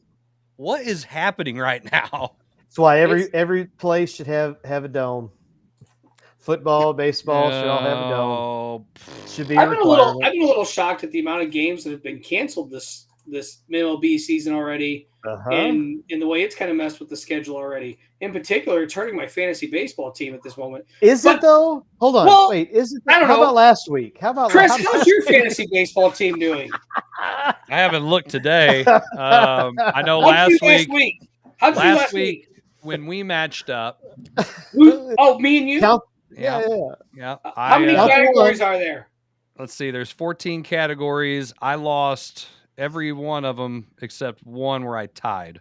So I was 13-1, and you were 13-0-1. Weird. Weird. I know. Hey! In his defense, they probably didn't have baseball down in South Iron. It's okay. They just had basketball. That's all they're allowed to play down there. That's all they're allowed to do. That and farming. It's okay. It's okay. I don't feel bad. It's okay, Zach. Just keep it up. It's fine. It's okay. But hold on, time out. But how about the fungo hitting? How's the fungo hitting? That's the true test. The fungo. Are you kidding me? You saw me hit fungo. I can mash a fungo. Surgical, right? Surgical. I hit with a fungo better than most of the high school kids hit with aluminum bat right now. I don't want to talk about the time I had to hit in and out. That's what I'm trying to get you to tell that story. Oh, I thought you were questioning me. I didn't. No. It was definitely like me. He manages a fantasy baseball team. It was about the same. I didn't know I was going to do it, and I was pretty nervous because I'd never done it. And it all hit. I mean, you want to talk about like a choke job and a half? I definitely did. Yeah, I was the first time you've done that, I'm sure. Yeah, that's probably true. It won't be the last either. But I was definitely a little flustered about it. Let's just put it that way. And Jeff tells everybody that story anytime he gets a chance to. I know. Okay. We heard it. How many times do we hear? We probably heard it. If we heard it once, we heard it probably 5 times. I bet you won't hear it this year, though. Nope. Sure won't. Sure won't. Tongue-in-cheek joke. Hey, all right. So since we got Eddie here, all right, and we've kind of wrapped up on the Cardinals. Here's some topics. All right, you ready? What would be the hardest thing to do in sports? Okay, I'm gonna give you 3 things. Hardest thing to do in sports. You ready? Hitting for the cycle, a hole-in-one, or pitching a perfect game. Hardest thing to do. Hitting for the cycle, a hole-in-one, or pitching a perfect game. Wait, when we hit for the cycle, is it just a cycle or is it a natural cycle where we're going single, double, triple, home run in a row? It just says cycle, so I'm sure in any order. Man, that's a tough one. I would go with I'd go throwing the perfect game. I think that would be I think that would absolutely be my number 1. My number 2 would be a hole-in-one in golf, and my 3 would be the cycle. That's just me. Have you hit a hole-in-one? For the record, I have done none of them. So I was going to say, I figured I'm pretty athletic. Let me tell you. I figured you'd hit a hole-in-one before. With all your luck, I figured you'd hit a hole-in-one. Nope. I wish. Kevin, what do you think? I'm with Eddie. I do think it is the pitching a perfect game, but my number 2 is hitting for the cycle, and I think the third one is a hole-in-one. I see pictures on social media all the time of guys that are that have hit holes in one, and I look at him and I go, "There's no way that guy even hits a single anywhere." So I think it's perfect game cycle, then hole in one. Chris, what do you got? I tend to agree with Kevin on that because somebody's throwing the ball to you and there's fielders out there. At the end of the day, I'm just playing against the course and maybe the elements if I'm hitting. And you're right. I've seen some really unathletic dudes hit holes in one. I'm not saying it's easy because it's extremely difficult. Chris, I've seen you play golf. I'm well, sorry. Let me take that back. I've seen you attempt to participate in on a golf course. Golf. Oh, it's bad. Oh, it's not. You're I'm not any good at it. People. Unfolding lawn chair. I'm going to tell you right now, though, I shot better than Portel. Yeah, that's setting the bar real low right there. Hey, listen, at least I'm not last, okay? Oh, yeah. So okay, Ricky Bobby. Right? All right, I mean, I'm still not first, but I think perfect game is the hardest thing. Okay. Probably the hardest thing in sports to do. All right, here's another one. Okay. Bowling a 300, a calendar grand slam in tennis or golf, either or. Okay. I was kind of like, where's he going with this? Yeah, or a 60-plus yard field goal. So bowling a 300, a calendar grand slam, or hitting a 60-plus yard field goal. Calendar grand slam's the hardest. Then the 60-plus yard field goal, then the 300. I had to write them down so I wouldn't forget, but I've got my list. Okay. I said, same as Kevin, I think the grand slam is probably the hardest, then the 60-plus yard field goal, and then the bowling a 300. You think the tennis or the golf would be harder? The grand slam or the hole in one? No.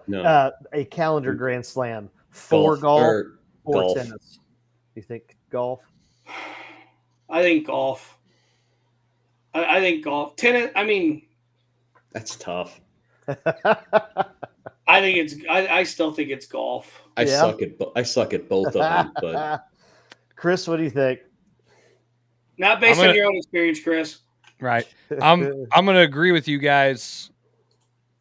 I'm going to go with the grand slam, the field goal, and then bowling. And it's golf without a doubt. I mean, you're still playing the field in both of them as far as other people. But in golf, you can do everything right and still suck.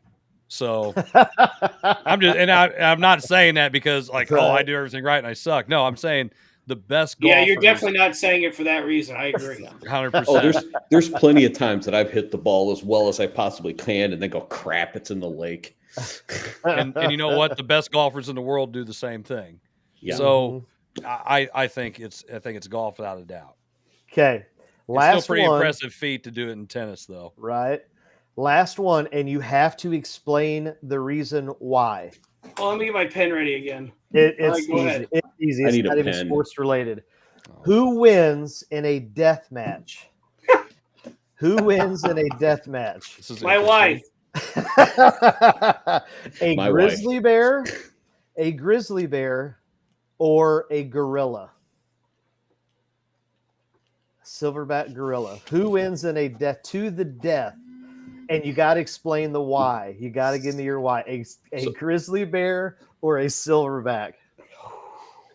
I'm taking Kong all the way, baby. Oh, I'm King Kong. I'm going silverback. I mean, they go in packs. And they go. Hey, one-on-one matchup doesn't matter. Those things get so damn mad, it's over. He'll beat that bear into a pulp. Are you kidding me? I'm still going silverback. And they're quicker. Yeah. I think a silverback's going to get way more hits in than a grizzly. A grizzly bear is going to get that swipe, and it's going to be devastating. Don't get me wrong. It's huge. But that gorilla, I think that gorilla is just going to. I think the lateral movement of the gorilla supersedes the grizzly bear. His cone drill. The broad jump. The catch radius. The catch radius of shuttle time is much higher. Shuttle time. The 5'10" of the but a silverback. grizzly bear is like 3 silverback gorillas. I mean, Okay, McVey, what do you think? Because I don't know. I don't know. Oh, no, I don't know. I gotta make a decision. I can't do it. Don't make me. Wait, assistant. Don't make decisions. Helper. Assistant. Helper. Hey, I told you all kinds of stuff. You just looked at me like I was an idiot. So no, it's fine. And Zach is talking about his assistant coaching career right there and summed it up perfectly. In a nutshell, right? Maybe call something. Go ahead. Make a pick. I think the grizzly bear. I think the grizzly bear is so much larger than the gorilla that, and the claws again. Okay. The grizzly bear, like how is a silverback going to actually like defeat? You're going to get him in a chokehold or something? Like you're not penetrating that grizzly bear is the sleeper hold, man. Okay, Zach. Yes. So you're saying that the grizzly bear is bigger and it will use its brute force by superior size to defeat the gorilla. The claws. No. Okay, but you're saying because it's so much bigger, right, and stronger. Right. So how'd that work out, David and Goliath? That's what I thought. Oh, Mike, you're done. So you're done. So you're saying you're done. The opposable thumbs of the you're done. You're done. Just proved it right there. You're done. Okay. All right. Yep. Your argument is now invalid. Yeah, I award you no point. Everyone who heard this is now dumber. They are. What's your next great question? That's what I had. That's the one you ended on. That's what you're going to end with? Yeah. Really? Nothing else. The one that we're all correct and you're not. Right. That's how it normally goes. Hey, the way you just evaluated that, you're like those guys who go to the combine and like, oh my gosh, that guy is huge. Look what he does. And he's terrible. See how that worked out for Tony Mandrich. That's you took it, Tony Mandrich. You're the guy who had drafted Tony Mandrich. Yeah. Or anybody that the Rams drafted outside of Orlando Pace. Outside of Orlando Pace. Oh my. Okay, fine. All right, I'll give you one. I'll give you another one. And this isn't as funny. This isn't as funny. Oh, this should be rich. All right. Is Wemby really worth the hype? The Spurs are sitting at 18-58, or at least when I came up with these topics. Is he really worth the hype? 1, and then 2, is Pop really a good coach, or did he just live on talent all those years?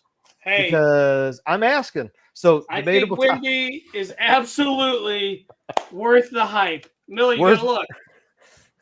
Like, I think Wemby is absolutely worth the hype. For now. Halley, how many you got? Those for things? now. 1, 2, 3, 4. That's 7 Gym Mint 10s. Hey.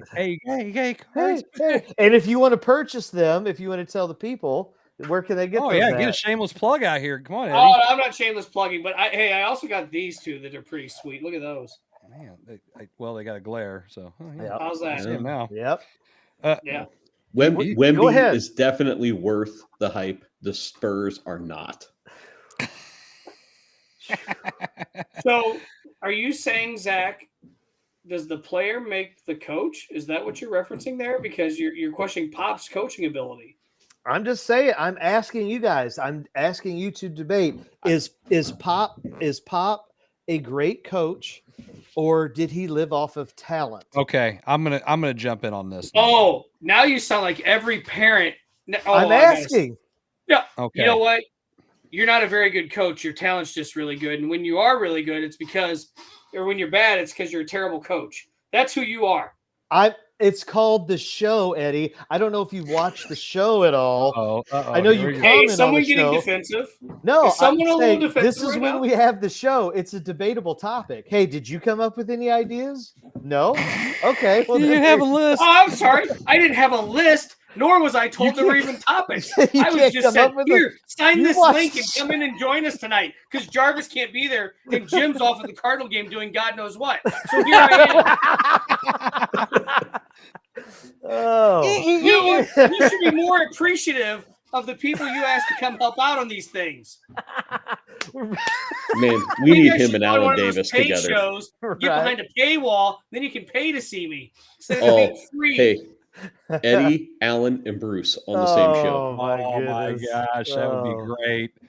Yep. Okay, so Zach, since you're saying that I'm not saying, I'm asking a debatable topic. The only reason you brought it up is because you've said it before. You said I've run on talent. Okay, here I talk about the island of misfit toys. Mm-hmm. You got Wemby. The next guy on the team who's he's the next leading scorer is Devin Vassell. I'd never heard of the guy. Who? Yeah, that's right. I can't tell you anybody except there's crossed him off the list. Zach Collins is on that team. There's a reason the Spurs had the number 1 pick because they were awful. There's nobody else. One person. They're still awful. Doesn't mean Wemby's not good. There's nobody on their team who's I'm telling you, they're professional athletes. The guys in the G League don't need to be there, and this is like the entire G League. They just promoted. It's a quadruple A team. All the talk we just had about the Cardinals, and you're going to throw out their professional athletes, really? That's where you're going to go with that? It's called stirring the pot. Popovich. I would pay to go see Wemby right now. I would pay to see him live. John wouldn't do any better with this team. Nope. Now, didn't Pop? Isn't he also kind of? I'm asking because I don't know. Isn't he like the roster builder, also a director of operations? I think they have a GM down there. Okay, I'm asking. I said I didn't know. I'm asking. So you mean to tell me out of the championships he's won and the teams he's coached, he has no say in that roster build? Well, I'm sure he does, but it's at the same time they were a little cap struck too when they had Aldridge and those guys. They had to flip everything, and I'm not saying they'll ever get back to the point where they were because let's face it, you don't find a Tim Duncan just laying around here or there, and then luck out and draft Manu Ginobili, and he really turns out to be the guy, and then you have Tony Parker. I mean, nobody was like, man, can't wait for that Parker kid to be there. Can't wait for Ginobili.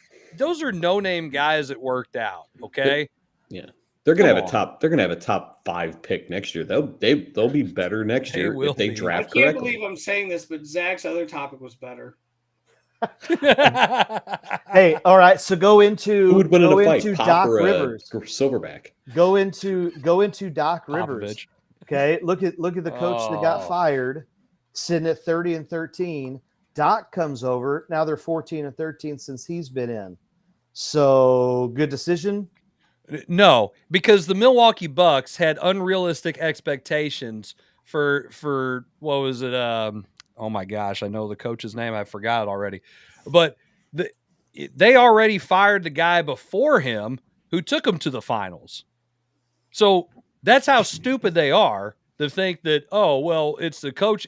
No, it's not. It's the fact that they just didn't have the right pieces there. And they were 30-13. No. I'm talking about before then.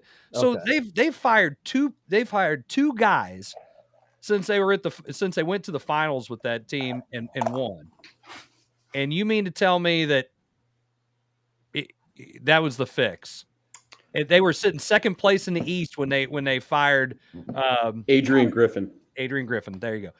Two words on basketball coaches that I think we should give a lot of props to. Eric Spoelstra. Mm-hmm. Oh, Eric Spoelstra is one of the best coaches of all time. But he was a goon when he came in to lead LeBron and those guys. Remember that? Everybody made fun of him, and he'd never make it. He was just doing this, that. And what he has done, I think, is amazing. But who runs the team? Pat Riley. Still Riley? Yeah. So Pat Riley understands those things, and Pat Riley is a former coach, and the ownership of the Heat, all that, ownership of the Heat trusts that Pat Riley knew what he was doing when he picked him and he stuck with him. And that's the thing, is the ownership and the director of basketball operations have to have the right mindset and the right goals. And they found the guy and they stuck with him, and he's shown that he's I mean, he's going to be a Hall of Fame coach. There's no doubt about it, just because of what he's been able to do and sustainability, even without having. I mean, Jimmy Butler's great. Don't get me wrong, but nobody's like, oh yeah, we're picking the Heat to go to the finals. They did. So where's he even rank? Is he a top 15 player? He might be 15, and I don't know because I don't watch the NBA Jimmy anymore. Butler. He's pretty good. I mean, he's good. He's top 15. But he's not. But he's not one of those guys that you saw coming either, though. Nope. I mean, he's a developed player, and he wasn't always with the Heat, guys. I mean, it wasn't like he was drafted by them. So there has to be some Bulls, right? He started with the Bulls. Believe so. He might have started with somebody else. I mean, he's college? Was he? He wasn't Memphis, was he? Was he at Marquette somewhere? Marquette. Now I'm curious. He's at UConn, just so Chris can. Shut up, Kevin. But I think Spoelstra is one of the most underrated coaches maybe of all time, and he's probably one of the best coaches, at least in my generation. Of watching. He went to Marquette, of watching basketball. So I think you have to have the ownership. You have to have the right vision, and then you can't just get stuck on. I mean, again, the Bucks were second in the East when they pulled the trigger and fired Griffin. I mean, really? What else did you want? Mm-hmm. I mean, or it's like when the Blues got rid of Berube because, well, we're going to be barely in the playoff team. Maybe we might make it, might not. That's exactly where they are, and that's exactly where they are right now, even with making the change. It's a player-driven league. You have to make the players happy because at the end of the day, who wins the ball games? Go ahead. It's like, yeah, there you go. So you got to make them happy. And the whole reason why I bring up the Pop situation is if you go not only NBA, but also you go into college basketball and you look at all of the older coaches that are either stepping away for NIL reasons, or if they're still there, are they as successful? No, I don't think they are. And my question is why? Are they past their prime? I don't know if that's fair to say that. Are they not connecting with this generation? Like, why is it when we look at those older coaches, again, you just said Spoelstra, what's the difference between him and Pop? I mean, managing egos. Okay. And so is it my way or the highway? And so that's okay. Bye, coach. Again, I'm asking you guys, what are your thoughts on all this? I don't know how much time we have left, but you made me think of another fun topic. Yeah. Would John Wooden be successful today? John Wooden is a guy who didn't do a lot of yelling in the games when he coached. But I'm saying, would his style be successful today with the way that athletes and everyone else act concerning the games? Yes. Because he wasn't a fire and brimstone kind of guy. He was firm, but he was also the kind of, if you listen to Bill Walton talk about him, if you listen to Kareem Abdul-Jabbar talk about, listen now, Bill Walton was probably, if any of us would have coached Bill Walton, we would have pulled our hair out. Okay. First off, you couldn't understand what he'd say. Second, I pull my hair out, listen to him commentate college basketball. I like actually listening to him talk because he'll just get on a rant and go on. But I think the way that he could relate with players from all different backgrounds, and he was kind of gentle but firm. I think that still plays today as far as coaching is concerned because kids want to feel loved and important, but you can still set boundaries and set the bar and expectations. I think the guys that are my way or the highway, I think they're on their way out. I think any of those guys could be successful. Could Saban still be successful in college football? Yes. Are they willing to put in the amount of work that is necessary to keep a roster together and make players happy? I'm not sure many of them are willing to do that.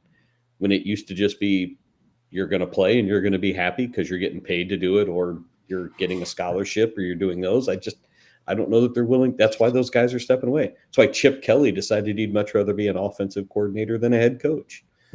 And Nick Saban didn't want to be a head coach anymore. Why? It wasn't about football. It wasn't about the sport. It was about all the other stuff that comes with being it. It's not just being a coach anymore. It's now being a counselor and a mediator and an agent and a GM, and that's not what they signed up for. Just want to coach. Yeah, just coach. I just want to be I just want to be an assistant. I just want to coach. Let the head coach handle all that other crap. Is it also like what Gino says though? Is it about relationship or is it all transactional? And so the other thing what Gino talks about, and I've got to paraphrase, is that you're not able to hold people accountable, and it's all transactional. It's all one way. And basically it's I want what I want, and if I don't get it, I'm leaving. Whether that's I think it's relation-actional. Okay, go ahead. What does that mean? Relation-actional, that's a new word. I think it is a transactional process, but it's also about building those relationships in the process. You can not like me all you want, but at the end of the day, I'm going to make you better as a player. And if you can accept that challenge, then we're both going to be successful. But if you're going to, I don't know, you get these kids that all their life they've been told how great they are. We deal with them today in the different things we do. All their life they've been told how great they are. And the moment you try to correct them or challenge them to do something else, well, then you're the bad guy because, everybody else has told me how wonderful I am.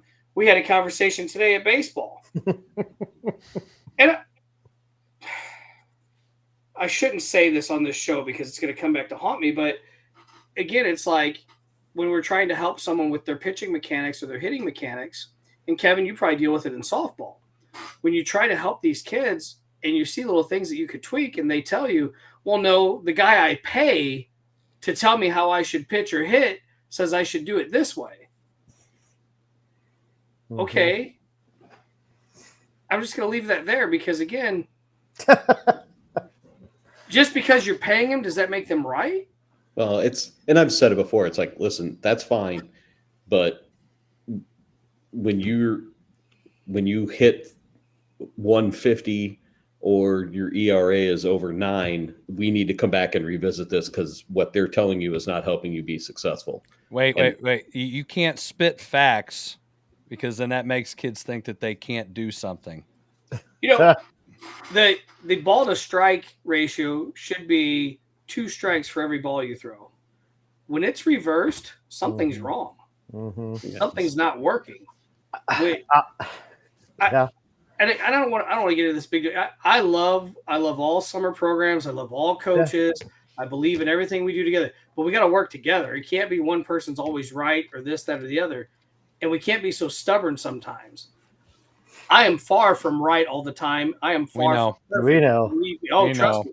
I know it too. And I am not opposed to changing things that I need to change.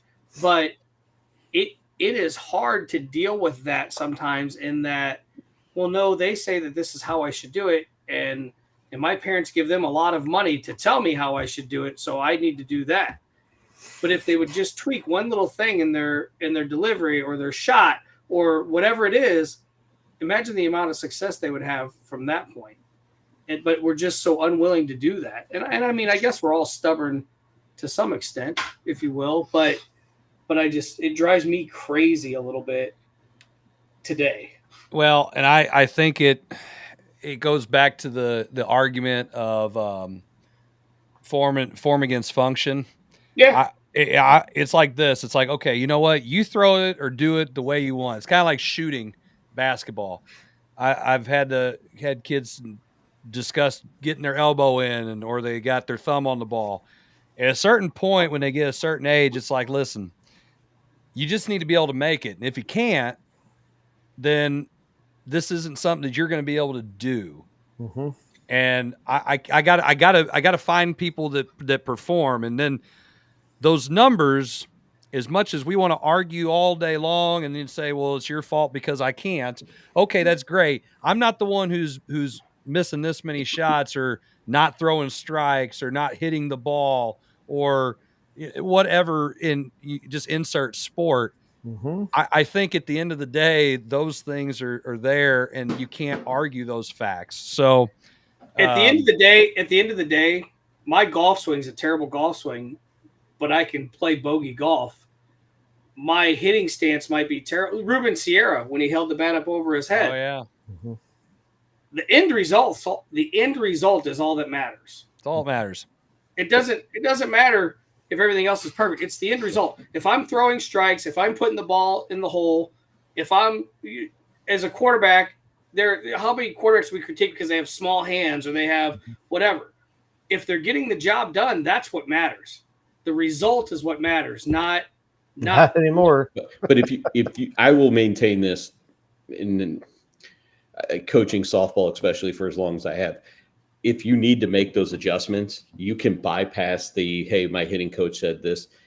They tend to take, if you can build that relationship with them ahead of time. Absolutely. And they can understand that takes care of a lot of that, because they know you're not trying to do anything to hurt them and make things worse. It's just, hey, let's try this and see what happens.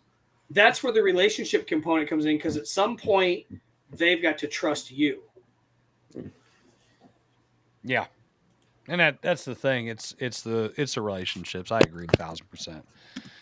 Oh, guys, man, we went over 2 hours. We never go over 2 hours on this show. Must be the guest. No, it must be the guest. It was us making fun of Zach's poor topics at the end. We don't have Jim bitching about bedtimes and. I'll share this. I'll share the text message with you all that I just got. It says, "Are you going to be winding up this yapping session soon?" Is that your wife? Your wife. I guess say absolutely my wife. Hey, same here. Same here. There you go. Well, hey, I'm going to give the shameless plug anyway. If you're into sports cards, you need to check out the Cardaholics Whatnot channel and get on some of that. I'm telling you right now, there's all kinds of deals getting thrown out there left and right. Ain't that right? I don't know who the guy is that runs it, but I hear he hits some pretty big cards at times, and all the time. Apparently, has a lot of fun. No deals for Justin Morneau cards. What's that? Yeah, he found there's no deals for a Justin Morneau card. No, I did find it, so we're good there. I got some stuff I got to send off to Grady. My suitcase, just so you guys know, look at that thing right there. Look at that. Look at that pretty suitcase. I might bring that to school tomorrow just so you guys can look at that. That'd be all about it. Hey, it's like Friday Night Lights. Can you touch it? You can look at all that all you want. If you want to buy anything, let me know. There you go. Well, Eddie, appreciate you hanging out, and we're definitely going to have you back on. We got to have you back on with Jarvis and Jim whenever that is. So the next Blue Moon we have, or a solar eclipse. Solar eclipse 44, maybe. Yeah, we can do something like that again. It'd be awesome. As long as it's not only with Jarvis and Jim, I would appreciate that. I'd like you guys to be here too. Look, can you imagine the show being ran with just those guys? Guys, you never have to worry about that happening because they don't know how to do this. And you laugh all you want, Zach. You don't even know how to do it. It's not Chris, that hard. I've run more shows than those two combined. I am the second best at running the show around here, and I ran the opening credits for a commercial last week. Yep. Chris, do you know what the best part? You know what the best part of this show is? The ending. It's free. It's free. It is free. It is free. 1,000%. We will never charge anybody to watch this dumpster fire. Because if we did, it would be robbery or extortion. We'd have to pay them. We would have to pay people to watch it. Right. We're not doing that either. But Eddie, thank you for coming on and being a part of this. And we will have you back on. And appreciate everybody for tuning in for another episode of the Coach's Box. We will hope to see you guys sometime next week. Until then, good night, God bless, and we'll see you all later.